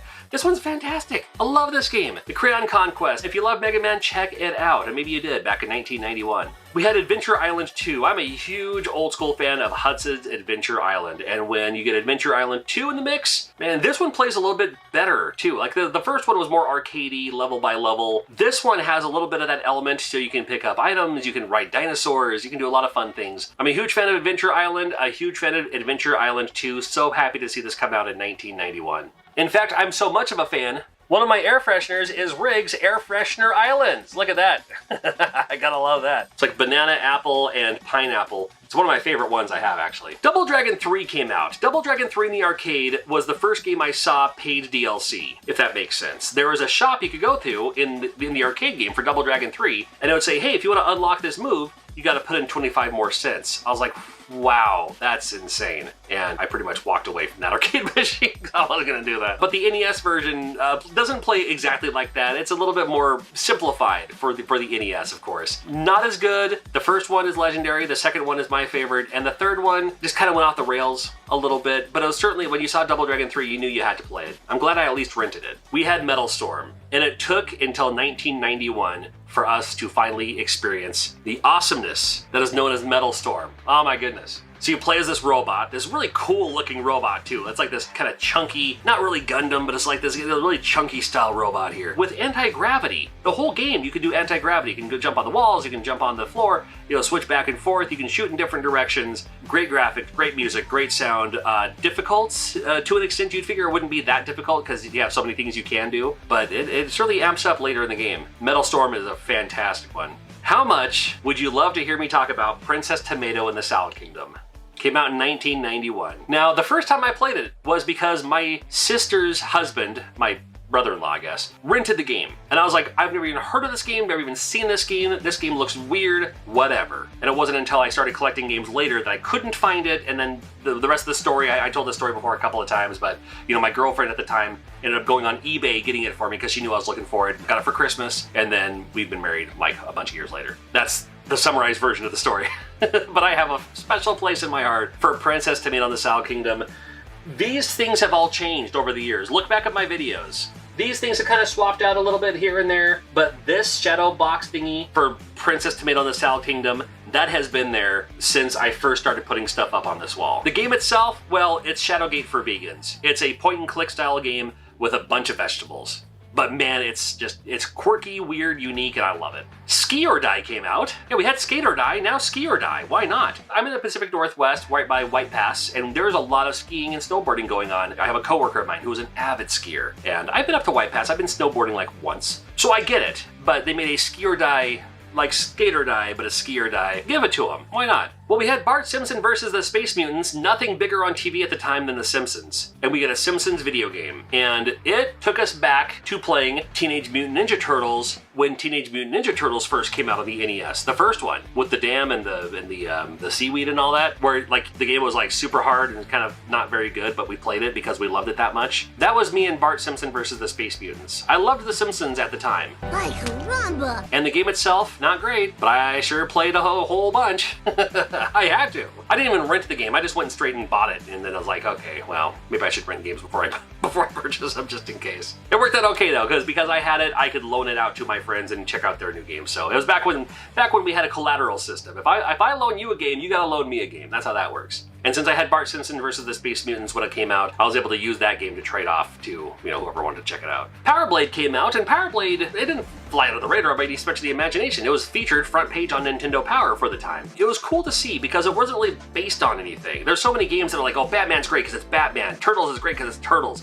Mario's great because it's Mario. And then Power Blade's like, we're just gonna make a new character and a new game and a new thing, and it's just gonna be a great game. And it was. And there's two of them. The second one came out much later. Probably know that one more for its price than whatever. I enjoyed the first one more as far as playability goes, but Power Blade's fantastic. I love it. Also in 1991, we had a game called Totally Rad. If you thought that name was lame, what if that game was called Magic John? Well, it was in Japan. In Japan, it was called Magic John. In the US, that name wasn't lame enough, let's call it Totally Rad. And the box art was weird. I mean, it stuck out like a sore thumb because it had like the big yellow border, and the game itself had nothing to do with the box art. It was one of those like, you got it because the name or the game or whatever, but then like when you actually play the game is actually kind of decent. Kind of like a run and gun, but you have like these kind of magical abilities you can do too. Is it totally rad? Sure, why not? I don't want to say it, but I'll say it. Wampum came out. You play as a native, and you have your spear, and it's actually a very, very, very good game. Would it come out by today's standards? It'd be hard to say, but it was a very, very good game. It was something else in Japan. They kind of changed the graphics a little bit to bring it out in the United States. That's why it's called Wampum. The play on words, I get it. It's a super fun game though. It's definitely worth checking out. Well, Beetlejuice came out. It's showtime. Explain this to me. Why is the Beetlejuice NES box art a mirrored image of the movie poster? Why is the NES version flipped? I don't know. But we had it, and it was terrible. Didn't have Danny Elfman music. It didn't have a lot going on for itself. It was just a bad game. It's like, if you have to want to get into it, it's not worth playing. That's why I rented it, fortunately. Well, Battletoads came out, finally. Our first introduction to Battletoads. Here's a new IP, new game, great graphics, 2-player, beat 'em up, great soundtrack. I think David Weiss did the soundtrack for that too. And another one from Kevin Bayliss as well. What a great idea. Looks like it was something straight from the comics. They've turned it into comics. They've turned it into like, there was a Saturday morning cartoon here. somewhere else. There have been other stuff that were Battletoads. It was like, oh, this is cool. It starts out the video game, because usually it starts out as a comic or starts out as a cartoon and turns into a video game. Here's the video game. And then from the video game, it's turning into everything else. Not a lot of things were doing that at the time. And Battletoads was certainly the type of game that could have done that, and did very successfully. The pause music alone, I mean, come on.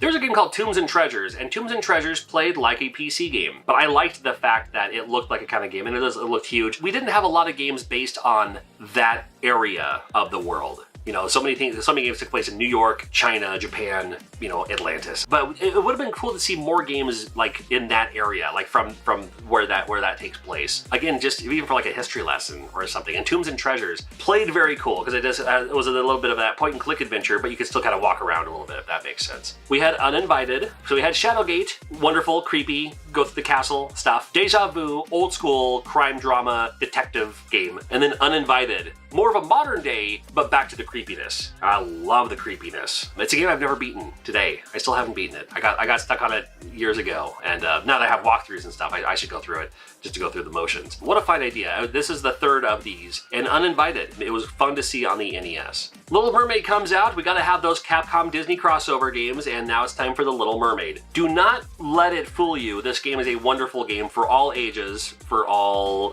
genders. You think of Little Mermaid, like, oh, it's the Little Mermaid, it's a little girl's game. It's a fun game. It's so good. I think you'll like it. Bit on the easy side, you know, just like some of the other Disney Capcom games, but a super fun game, and I think you're gonna, if you've never looked at it, or if you've never even played it or whatever, I think you're really gonna enjoy it. I think it's a lot of fun. Boy, did you play Bill and Ted's Excellent Video Game Adventure? I know I did. Oh boy, did I ever. The screenshots, how big the maps looked, everything about this game. It had winner written all over it, and I loved Bill and Ted's Excellent Adventure, and man, what a letdown this game was.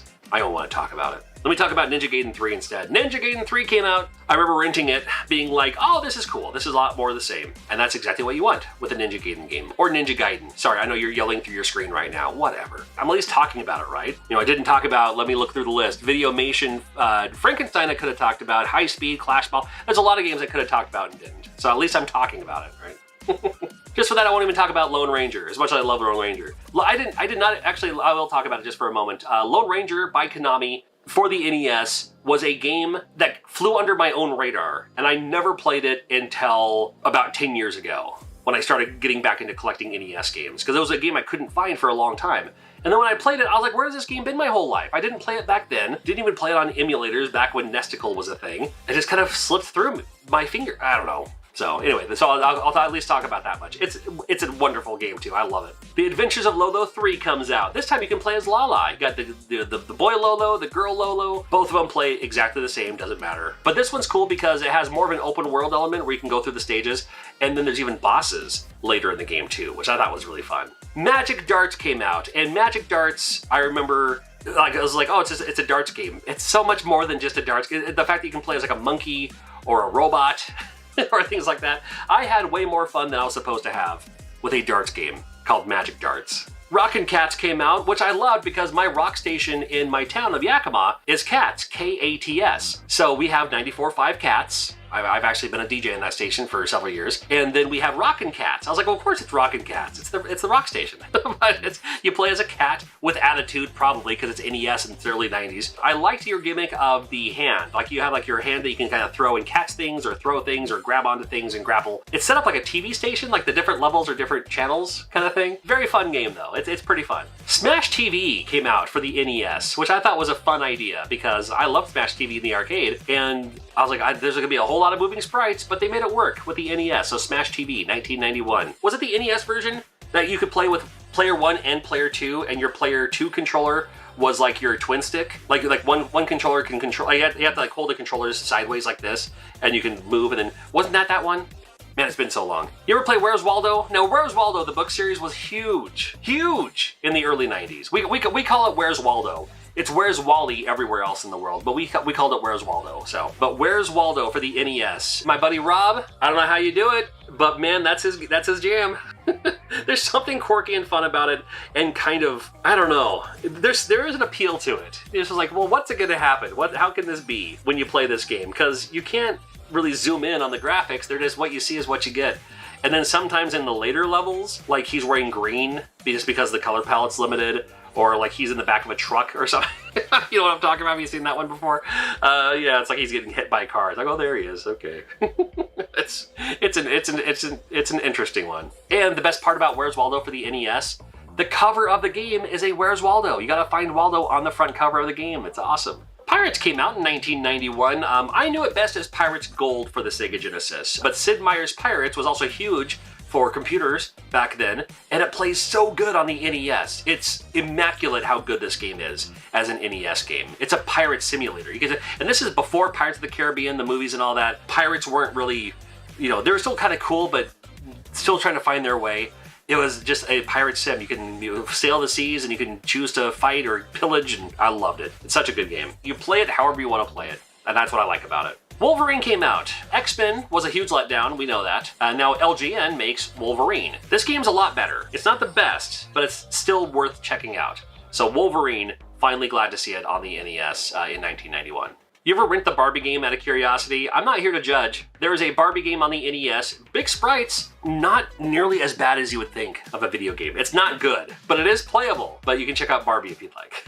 It came out in 1991 on the NES. We also get Batman Return of the Joker. Now, Batman for the NES, the first one, can't top it. This one plays a little bit differently. You're Batman with a gun, so there's that. And I'm not complaining. Again, great graphics, great sound. What you would expect with a Batman game for the NES. I still like the first one better, but Batman Return of the Joker, it's a super fun game. Shatterhand came out late in the year. Now, the Super Nintendo was already released, so those who jumped straight to the Super Nintendo, they're already probably knee-deep into this, whatever the Super Nintendo games had throughout the year, which had a pretty good lineup, too. I did a video on that a while back. But so many people missed out on Shatterhand, and how Shatterhand is one of the absolute best NES games of all time. So good. It has the action that you would need for like a Batman, like a Ninja Gaiden, but just takes it to that next level. In some capacity, I don't even know. But just the play controls are tight. The difficulty it's a little bit on the easy side in my opinion, but you know, again, play it your own way. Super fun. Shatterhand, one of the best, absolute best. Tailspin comes out. Now Tailspin, in my opinion, was the best of the Disney after-school lineup. As early as I can remember, there was Gummy Bears, DuckTales, Chip 'n Dale's Rescue Rangers, and then Tailspin. And then later on, they got rid of Gummy Bears, and it was like DuckTales, Rescue Rangers, Tailspin, Darkwing Duck, Goof Troop. The other ones will show up later. And Tailspin for the NES is not my favorite. I didn't care for it much at all. I loved the cartoon. It was probably my favorite cartoon, like I said, of the lineup. Even more than Darkwing. And Darkwing Duck's great too, and DuckTales, they're all great. Tailspin was my absolute favorite. And the NES game, again, was such a letdown. It could have been so much better, but what are you gonna do? Tecmo Super Bowl came out later in the year, and Tecmo Bowl, I mean, the best football game on the NES in the first place, so you make it better. And this time you add the actual teams. I wanna say, wasn't Tecmo Bowl, like, you could play as the players, but it wasn't the actual team names? The players were there, but not the teams? Something like that? I don't know. Anyway, later in the same year, earlier we had Bart Simpson versus the Space Mutants, and now just in time for Christmas, we have Bart Simpson versus the World. More of the same, but this time there's a little bit more going on to it. You can kind of choose your levels or choose your mini games and stuff like that too. Cool to see another Simpsons game. Yeah, why not? Tiny Toon Adventures came out late in 1991. Tiny Toon Adventures was a huge cartoon. I was a big fan of it myself, and the video game is a platformer, and I'm not kidding when I say, if it wasn't for Mario 3, Tiny Toon Adventures would be the best cartoon platformer on the NES of every game ever released for the Nintendo Entertainment System. It is that good. It's dangerously close to Mario 3 as my favorite platformer on the NES. It is so good. The controls are tight. There's a lot of levels, a ton of stages. No saves, no passwords, so you gotta play it all the way through, you know, if you plan on beating the game. And you get to choose which who your alternate character is. So you always play as Buster, but then you can choose the other ones. You can play as Dizzy, who has like the tornado spin that can do things. You can play as Plucky, who can kind of like, you know, flap and float down a little bit. Oh, what was the cat's name? Tell me in the comments. I'm not gonna look it up. I'll let you tell me in the comments. What a great game. Oh my God. Tiny Toon Adventures. It's one of the best. And it came out late in the year of 91. Treasure Master also came out later in the year of 1991, and that was the game that had the contest attached. It was the game where if you beat the game a certain way or find a certain treasure, you could write it in or take a picture or something and win immaculate prizes. That's why it's called Treasure Hunter. The game itself looks like the kind of game where it's like, oh, hey, we're gonna play our video console system made-up thing. And it looks like a made-up game for a made-up system, but it's an actual game. But I remember there was more hype about it being a contest. And so much of me was just like, doesn't that exploit like lottery rules? like you can't win unless there's probably another like no purchase necessary a way of winning or something. I don't know. That's just my own. I had a weird way of thinking back then. I still do, kind of. But I remember that was more the gimmick. It was less about gameplay, less about what the game was about, more about, oh my god, get this game, because you could win thousands of prizes, whatever the prizes were, whatever the money, I don't remember. I just remember that being the gimmick. Now, Attack of the Killer Tomatoes, it had a resurgence because there was a Fox Kids cartoon that was also Attack of the Killer Tomatoes. So they made a cartoon after a horror film. That would be like if they made Friday the 13th into a Saturday morning cartoon or something like that. The game itself, not great, but I did rent it, and it was an experience. Bucky O'Hare, however, oh my god, Bucky O'Hare, one of the better ones. One of the absolute best games on the NES. There's an argument that can be said for that. It was from Konami, so you know you're getting quality right there. And you play as Bucky O'Hare, and you can unlock your friends along the way to help you in the other stages where you might need help in those other stages. And it just plays like a great, I mean, tight controls. You can shoot, you can jump, you can explore. Fantastic game with Bucky O'Hare. Glad it came out. Cowboy Kid, when I was collecting a full NES set, was one of the games that eluded me for years. I shouldn't say years, months, I suppose. I couldn't find Cowboy Kid. It plays like that Goemon style game. Oh, we call it Legend of the Mystical Ninja here in the United States. But for the NES, Cowboy Kid, it's such a good game. 2-player, absolutely love it. Definitely worth checking out. Dragon Fighter was an interesting one because it's super hard, looks great, but then you can also transform into a dragon. So that was really cool.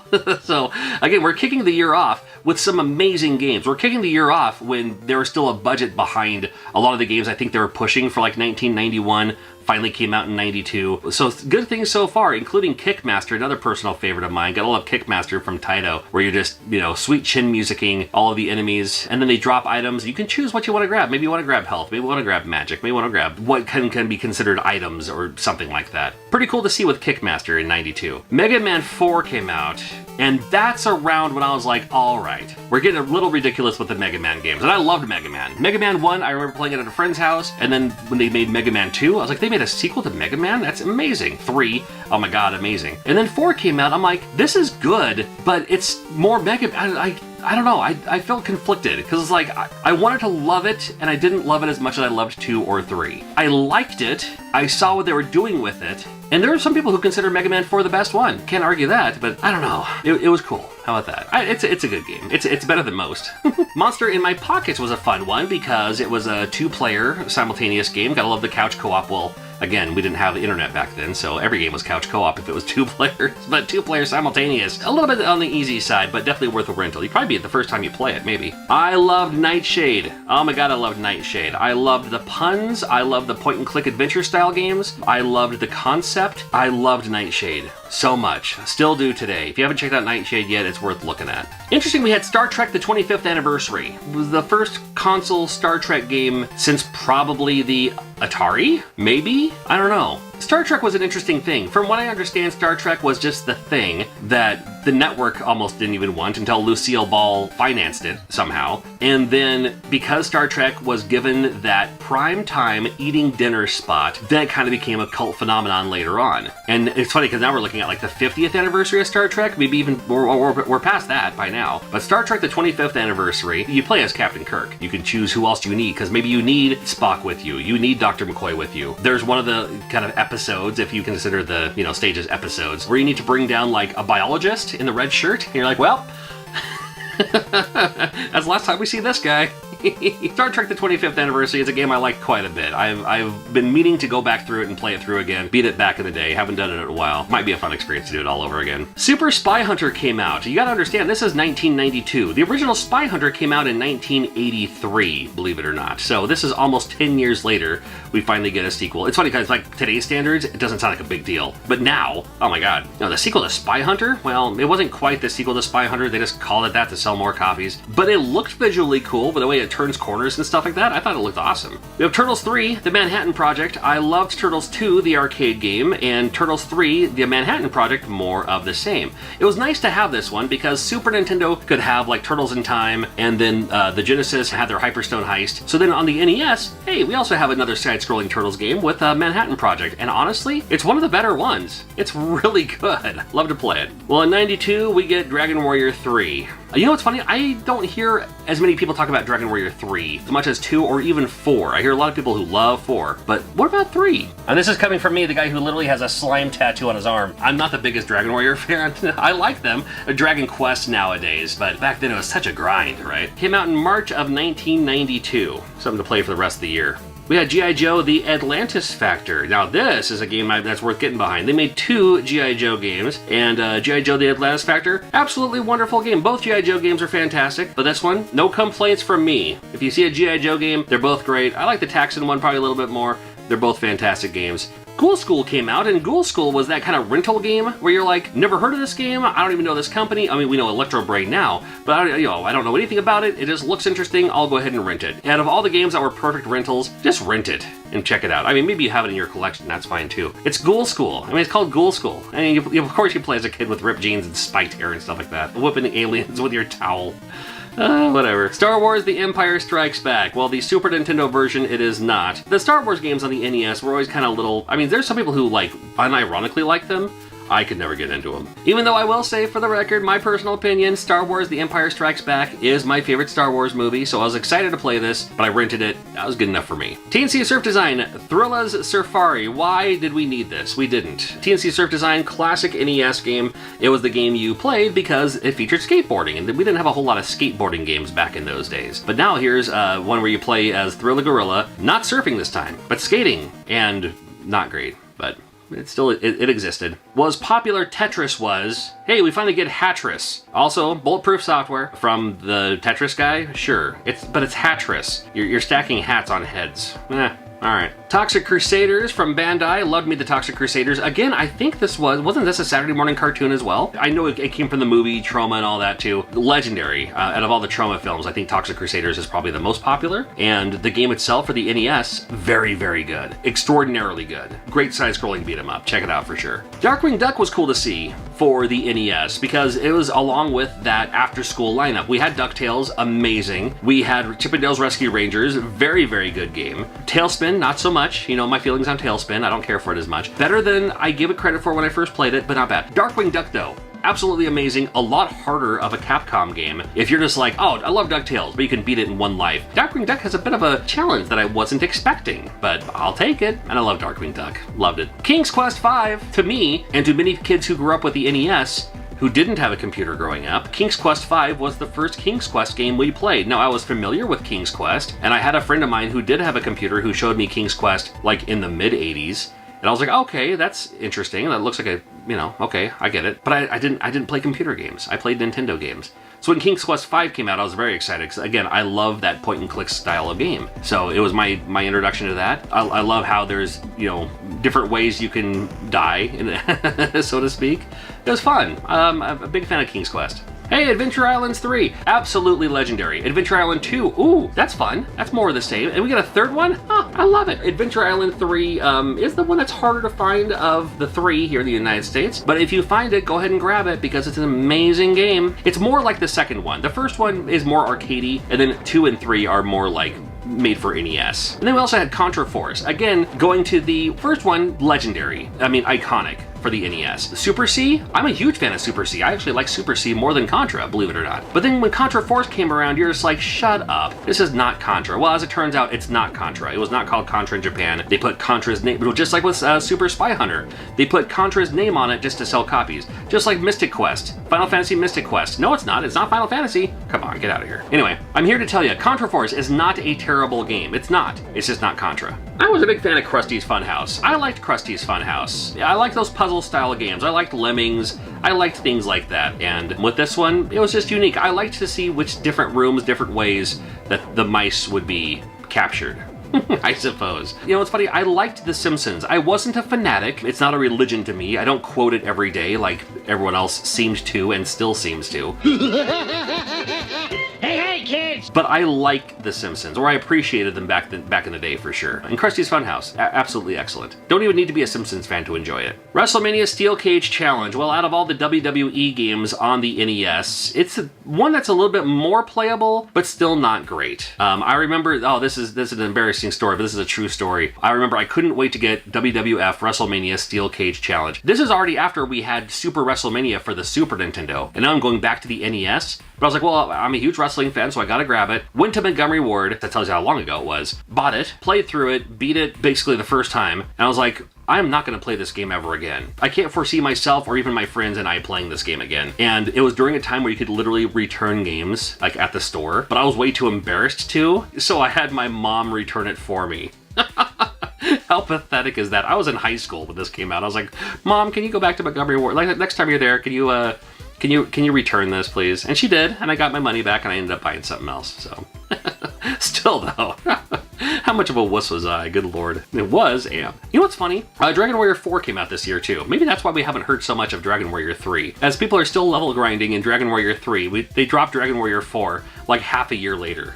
In the same year! Can you believe it? It's one of the ones I think people like the most for the NES, but still cool to see. Felix the Cat. What a fun game this is. A little bit on the easy side, but Felix the Cat coming back in fashion. Been around for 100 years. Why not make an NES game out of it? And to many people who grew up playing NES, especially maybe the younger generation, this is probably their introduction to Felix the Cat. Maybe they didn't even know Felix the Cat was like a newspaper comic strip or a cartoon or the wall clock in your grandma's kitchen or something like that for 100 years. But it's great, and you should definitely check it out. Gargoyles Quest 2, another fantastic game you should check out from Capcom, Gargoyles Quest. The first one came out for the Game Boy, and I love the fact that this came out for the NES because I cannot see the Game Boy very well at all. You know, until the Super Game Boy came out, then I could play whatever I want on the Super Nintendo, you know, with that Game Boy adapter. But Gargoyles Quest 2 is so good, with a little adventure element, and it goes to the side-scrolling part. That's my kind of game. That's my style of game. Absolutely love that one. And it's funny, I've never beaten it. I really should change that sometime. Spider-Man Return of the Sinister Six. This is also still during a time where they needed to make a good Spider-Man game, and they just couldn't. Now, Spider-Man for the Sega Genesis was, at that time, the best Spider-Man game I've ever seen. And I was like, well, I'll give it the benefit of the doubt. And I know it's from LJN, and didn't quite make it. Wasn't all there. It's unfortunate, but, you know, it did come out that year, so it was worth at least the rental. Lemmings came out that year, though, and I loved Lemmings. Lemmings for the NES, Lemmings for the Super Nintendo. I believe they made it for the Sega Genesis as well. I love the fact that we were starting to get more computer games on the NES. Again, I didn't grow up with computers. I wasn't a PC gamer. I wanted to play some of the games, though, and I was very familiar with what Lemmings was, but just couldn't play it at home. And now I can. And it plays very well on the NES, I think. Well, I'd be remiss if we didn't at least mention Little Samson. Now, also in this year, we had Panic Restaurant, Power Blade 2, Wacky Races, some heavy hitters by today's collecting standards. And Little Samson came out in November of '92, and I'm sure there were people at the store, along with all these other great games, like, oh, should I get Little Samson? Nah, I'll get Goal 2, which also came out that year. Little Samson? I've never heard of that. I'm gonna get Spider-Man. Good luck with that.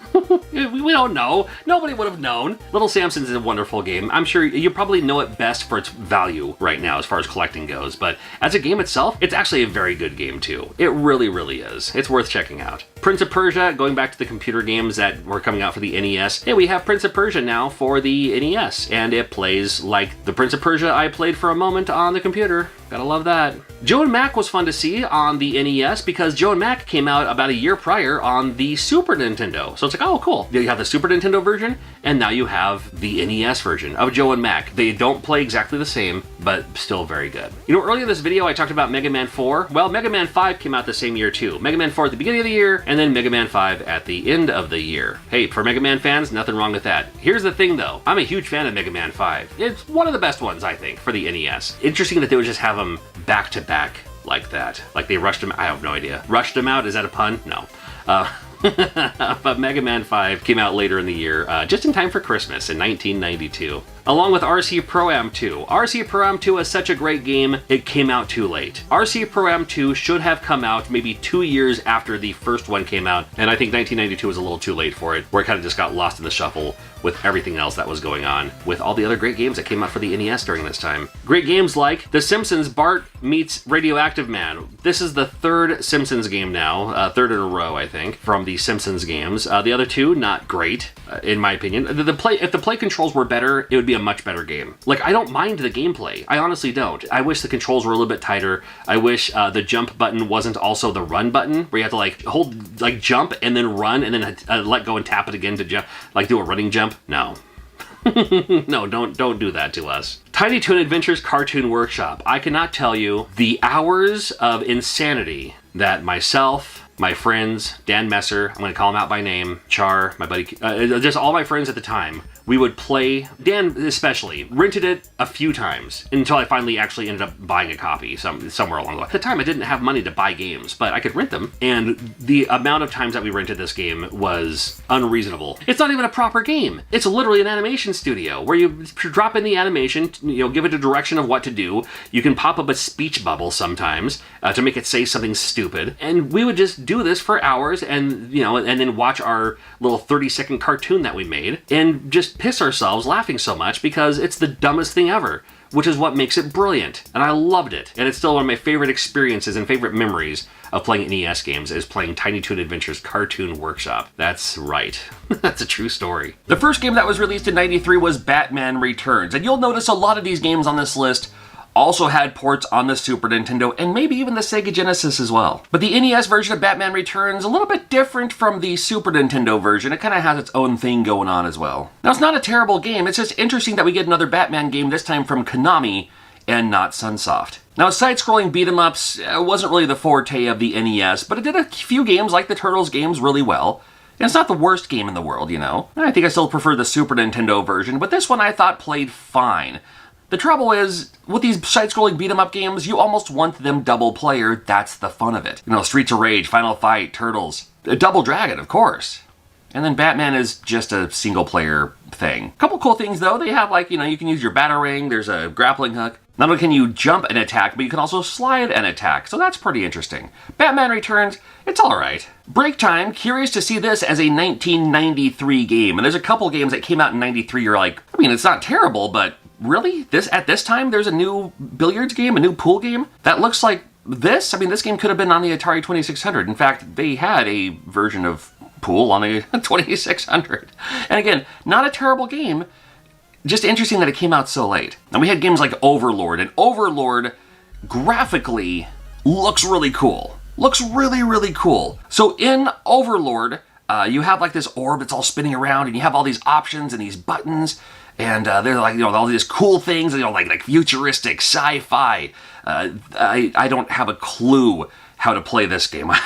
I never looked into it. I've tried looking into it. I've looked at it. I've seen tutorials, people playing it online and everything. Man, I can't make heads or tails of Overlord. Looks cool though. It was also a year that we got DuckTales 2. Now DuckTales, the first DuckTales, one of the most iconic games for the NES, I think. Ultima Warriors of Destiny. Oh my goodness. Now this is the third Ultima game, I believe, for the NES. And if the first two Ultima games that we got for the NES were painted with watercolors and oils, this game was made with recycled crayons. This game, trust me, the look of this game, the feel of this game, the play of this game, the awkward angle of this game, it was an experience. Good Lord, I don't know. It was an idea.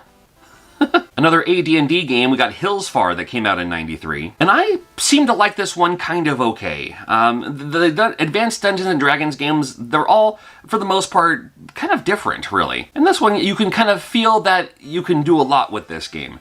Things like, like go to the towns and, like look inside houses and, go into houses that you're not supposed to be in and kind of scour their treasure and steal their stuff and, make sure you do stuff before you get caught.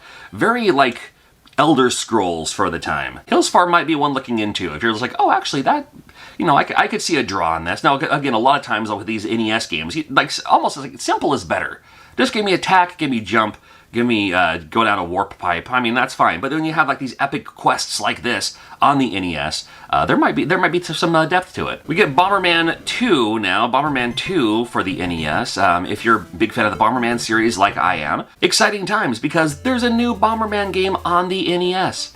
And this one starts to look a little bit more like the way the Bomberman games should be and should look compared to the first Bomberman game that we got on the NES. This one features versus mode and battle mode, and you got the this mode as well, which is always kind of cool. Still Bomberman, still great.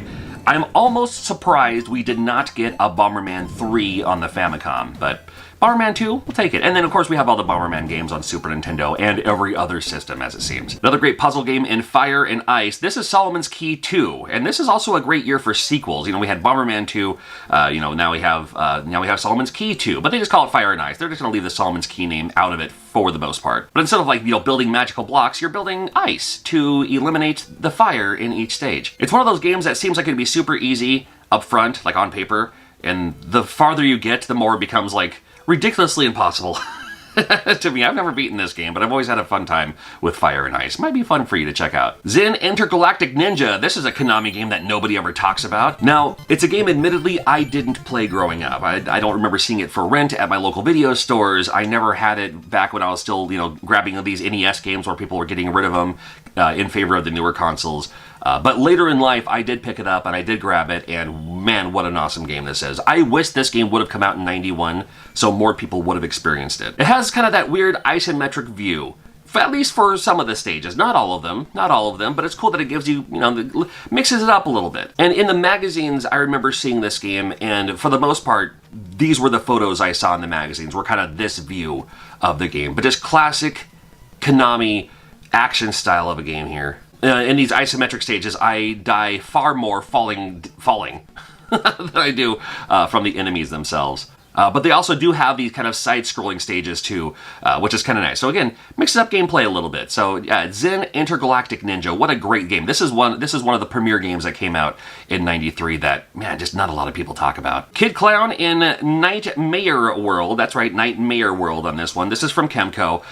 This game was a Mickey Mouse game in Japan, but I think that, I mean, that had something with licensing, I'm sure. I'm sure of it. Giving me that just classic NES, bright colors, you know, very vivid. As a clown, you blow these balloons. That is your weapon. You can sometimes step on them if you need to, you know, get up to a higher platform or something too. Little bonus stages in the middle too. Pretty simplistic game, but still super fun. Well, Lethal Weapon, again, we had a version on the Super Nintendo, and then we also had this Lethal Weapon for the NES, and this is what NES games were starting to look like in 1993. Lethal Weapon is known as being a kind of buddy cop movie franchise, right? You got Riggs, of course, that's how I know it, and then you have Murdoch. Now the thing is, though, you'd want it to be a two-player game, so you could play as both players, or both characters. But no, it's a one-player experience, and if you want to play as the other character, I'm not kidding when I say this, you have to walk off the edge of the screen, and then the other character shows up in return on that edge of the screen. That's literally how you change characters in this game. Tiny Toon Adventures 2, Trouble in Wacky Land. I was so excited to play this game because Tiny Toon Adventures is one of the best NES games, in my opinion. It's like one of the best platformers for sure. And then this game just completely changes up gameplay, which is fine. I mean, they have the privilege to do that, but it just makes it so now you're kind of forced in this, you know, amusement park. So then each stage is an amusement park type stage, and any game that features a roller coaster level, I'm already like disinterested. I'm just like, oh man, not the roller coaster level. Why you gotta be, I mean, I'll take an elevator level over a roller coaster level any day. But here we are. This is, I mean, again, not a terrible game, just wish it was just another platformer. Yoshi's Cookie came out for a few consoles during this time, and I don't know if there is a bigger Yoshi's Cookie fan in the world more than I am. I don't know what it is about this game, but I absolutely love this game. It's one of my favorites. It's one of my favorite puzzle games with that Mario franchise or whatever. You can say whatever you want. But it's this puzzle game, you have to just, you know, move the rows of cookies so it eliminates them either like across or, you know, like vertical or horizontal. You know, from one end to the other. As more stacks of cookies go, then you have to, you know, accommodate for those as well. I don't know. I just love this game. I can't place my finger on why. But happy to see this game. I played this mostly on the NES, believe it or not. I was really deep into Super Nintendo during this time.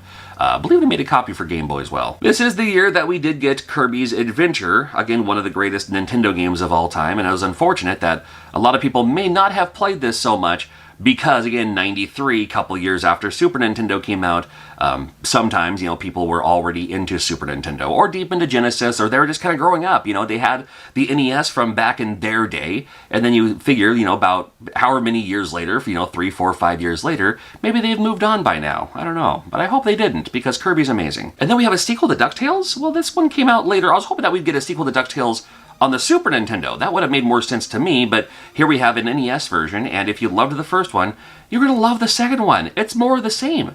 This is such a great game. It still has like the little hidden paths and collect the jewels, and there's more going on too. Just a fun style game. It came out later, so maybe a lot of people skipped it. I didn't even know about it until later, where I was like, oh, wait a minute, they made a second DuckTales game? Oh, okay. This little opening here. Jurassic Park came out on just about literally everything, because Jurassic Park was the franchise of the year. Jurassic Park, just the movies were huge, the toys, the clothing, just everything. So of course they had to capitalize by making all of the great video games as well. And the Nintendo version, it's its own thing. It's its own thing. I didn't think it's terrible. I didn't think it was terrible. I loved the Genesis version the most. That was my game. The Super Nintendo version was okay. I wish it was more just the 3D stuff in the rooms when you're like Doom style. But the NES one wasn't terrible. I thought it was so cool of Capcom to give us Mighty Final Fight on the NES. Now during this time, it was just a couple years later, a couple years after the Super Nintendo version of Final Fight was released, and maybe even, what was it, like 3, maybe even 4 years later, after the arcade version, we get a Final Fight game on the NES. This one actually features Guy. The Super Nintendo one didn't. Unfortunately, this game is also just a single-player experience. But it's done pretty well and very cool to see. Thank you for Mighty Final Fight. Now, of course, it's not going to be a one-to-one arcade version. This is its own thing. It's its own version. It's just like a chibi version of Final Fight, and I gotta love that. I applaud that. Another hidden sequel with Bubble Bobble Part 2. Bubble Bobble Part 2. I remember first seeing this game in Tri-Cities. In Richland, there was a store called Nielsen's, and they had a bunch of, retro stuff. It was one of the first kind of like classic video game stores I remember seeing. In fact, I think it was the first retro game store I saw. And I remember seeing this game late in life. I was like, that's got to be like a Chinese bootleg. That's not even a real game. Turns out it was a real game, and I should have bought it for $50 back then. I ended up getting it later, but still, it doesn't have that same charm. It doesn't have that same classic something. I can't quite place my finger on what it is. Great game. It's a Bubble Bobble game. It's just more of the same Bubble Bobble. But interesting that later in this Nintendo stage, that you would have games that kind of have this kind of choppy feel like this game does. Certainly collectible if you find one cheap. Don't hesitate to grab it. But Bubble Bobble Part 2, it's real. They also made Tetris 2. Now, Tetris 2, I was thinking about that. It's like, well, how do you make a sequel to Tetris? Tetrad, 4. You can't have more than those 4 pieces that they've already had. Well, they kind of broke that rule by having 4 pieces, but still, they're a little separated. And instead of just like clearing lines, this one's more about the match 3 style. And you see those ones that have the dot in them.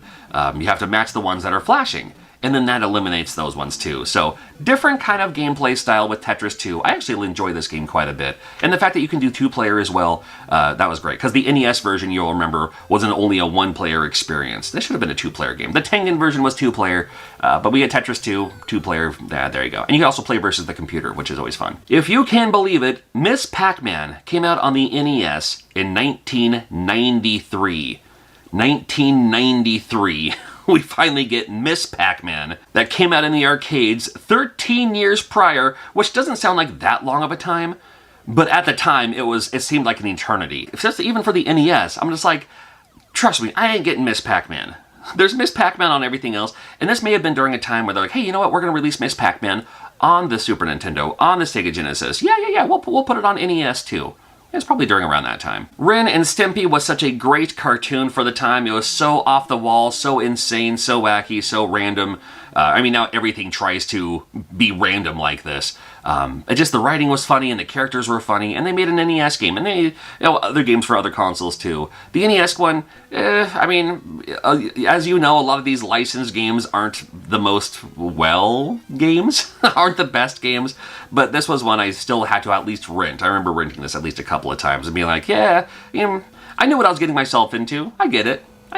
But it's Ren and Stimpy, so gotta show my support. Wayne's World as well, taken from a skit from Saturday Night Live for the time. They made versions on other consoles. This one is its own one, and it is, how do I put it? Terrible, I guess is how I'll put it. It's one of those games, it should not go for the price it's going for currently.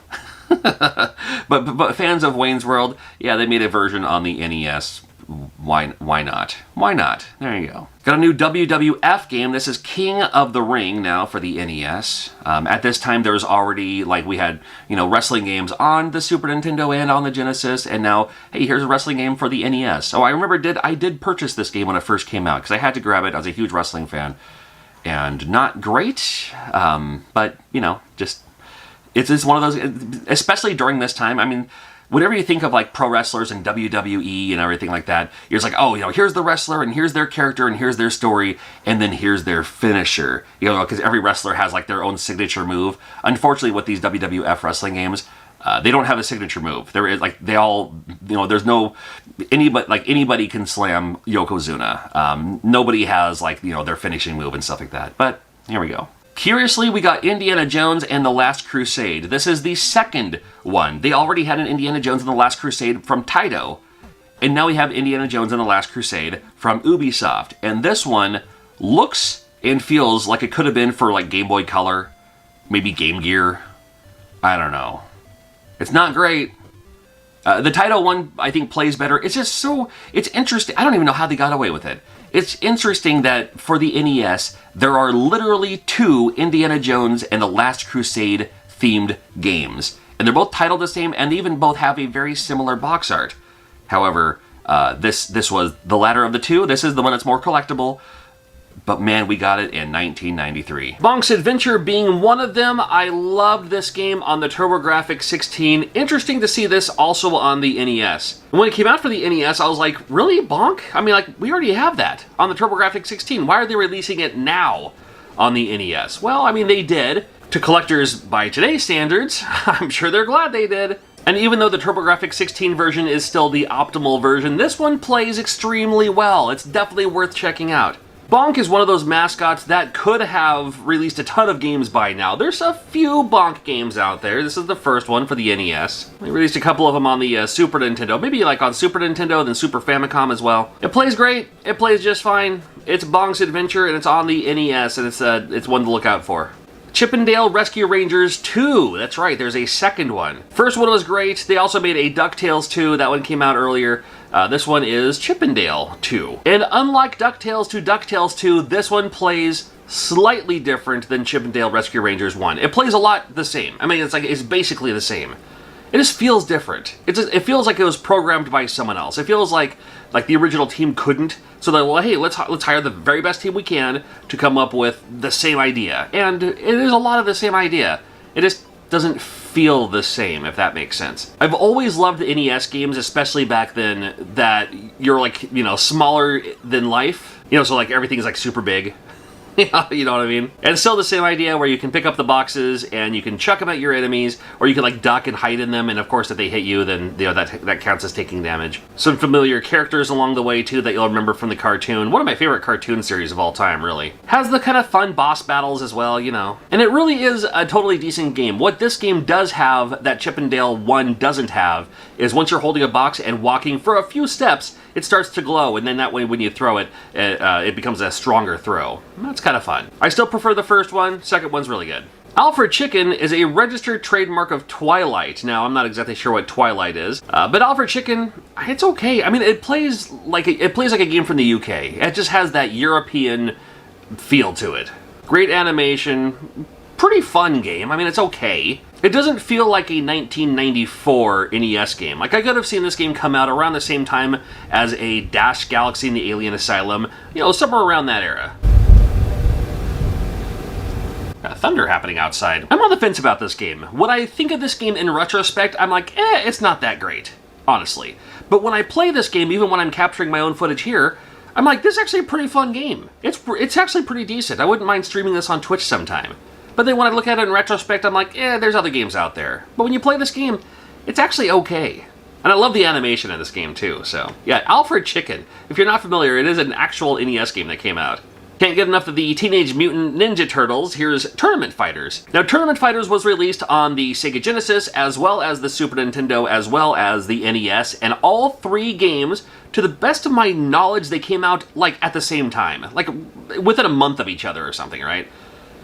And all 3 games are 100% completely different games. They're completely different games, all 3 of them. And all 3 of them have their own benefits, I suppose. And this is the best you could do for an NES game. You know, there's a story mode, there's a versus mode, not a whole lot of characters to choose from, and not a whole lot of special abilities to choose from. What I thought was interesting was, like, halfway through the stage, or halfway through the battle, they would drop, like, this kind of dodgeball that you can use to chuck at your enemies. You know, in lieu of throwing a fireball or something like that, you just chuck some elementary school ball at them, I guess. Of the 3 TMNT Tournament Fighter games, this one here is probably my least favorite, but it's definitely the most collectible. And if you're a TMNT fan, might, you know, check it out sometime. Mega Man 6 could never get enough of the Mega Man games. It was nice because the Mega Man games didn't seem to ever lose their stride. Sometimes when there's like, oh, here, let's just keep on pumping out new games just to make more money. People are gonna buy whatever you put on it.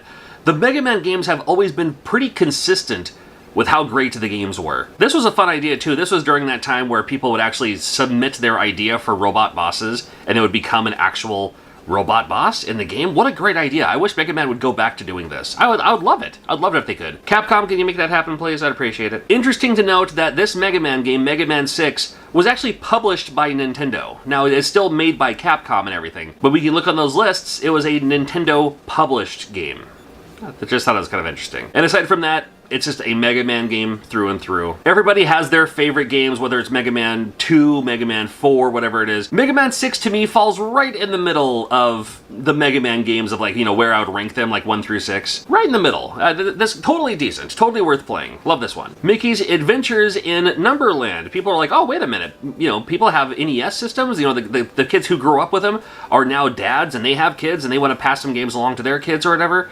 Well, they made a few edutainment style games. I don't know. Was it a trend for a while? I remember CDI did this for a little bit. CDI was like the edutainment system, really. And there are a few kind of educational games for the NES. And this one is not great. Not that it's not great to teach your kids numbers. It's just the play control is weird. I mean, it's actually a difficult game to control for me, let alone a child trying to play this game and trying to, you know, get all the numbers as far as this one goes, too. There are 2 Mickey Mouse Adventures in games. There's, this is Numberland. Earlier they released Letterland. Yeah, sure. All right. Star Tropics 2 Zoda's Revenge kind of fell under the radar for a lot of people. You gotta remember, this is 1994. This is the year that we had Donkey Kong Country, Final Fantasy 3, or, you know, Final Fantasy 6, you know, in reality, Earthbound, Super Metroid. All these games came out in 1994, and then we have this great NES game in Star Tropics 2. That could have been, maybe should have been a Super Nintendo game, would have got a lot more draw. We may have had more Star Tropics games today had they put this on the Super Nintendo, but it just kind of fell by the wayside. I don't know. And unfortunately, through my mister, this game is not working correctly. But you gotta try. Take my word on it. I'm not gonna steal someone else's footage.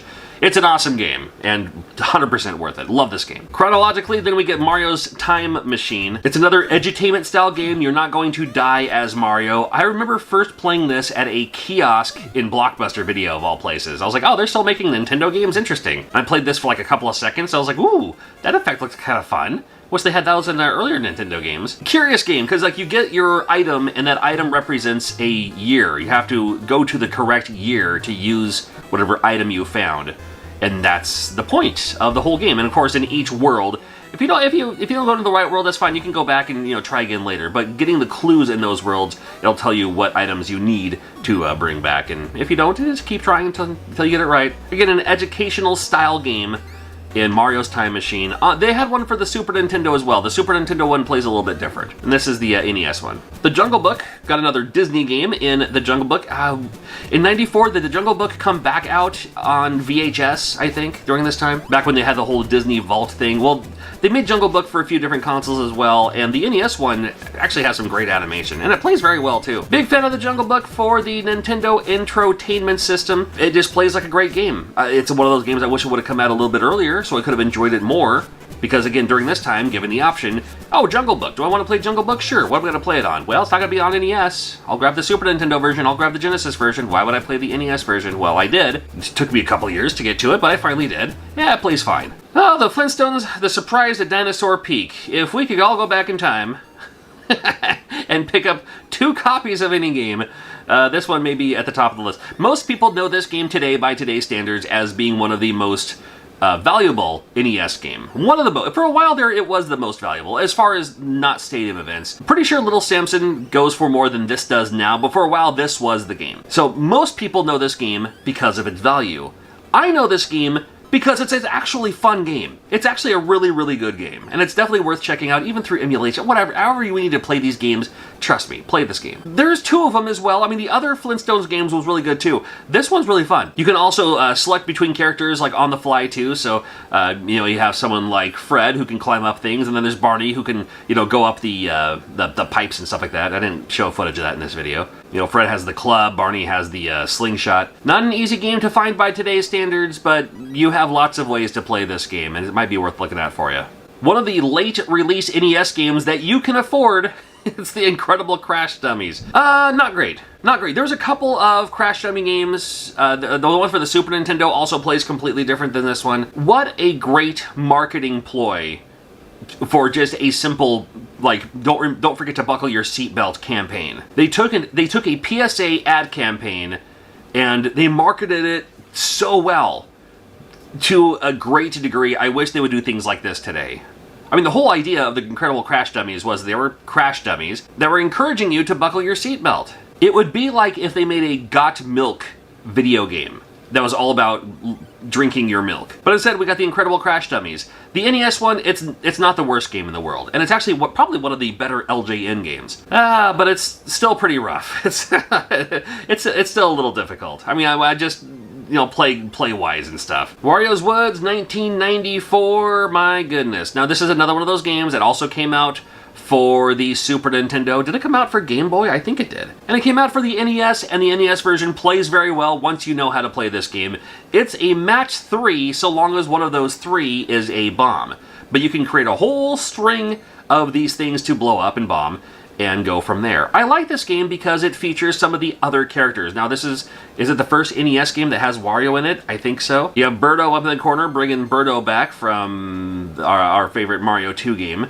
And then you kind of play as Toad. And it was this was way before Captain Toad and all that, so fun that they would utilize just some of the other Mario characters that isn't Yoshi, that isn't Mario, that isn't Luigi. Yeah, bring some of those other characters to light here. And it's a pretty decent puzzle game. I wouldn't mind if they made a new puzzle game like this. I mean, there's always lots of ideas for puzzle games, and this one's pretty fun. Once you know how to play it, it's a little confusing at first, but once you figure it out, you know, how to climb up the things and all that, you'll be alright. You probably already knew this. Wario's Woods was the final game released by Nintendo for the NES, but as a bonus, we have Trolls on Treasure Island. According to this list, even though it says 92, according to the list, it said that this game was released in 1994, officially. Okay. There's another game for the NES called Dudes with Attitudes. That's basically the same style of game. And it's just, I don't know, you go in the little buckets to churn into that color, and once you're that color, you can collect that coin, or those treasures.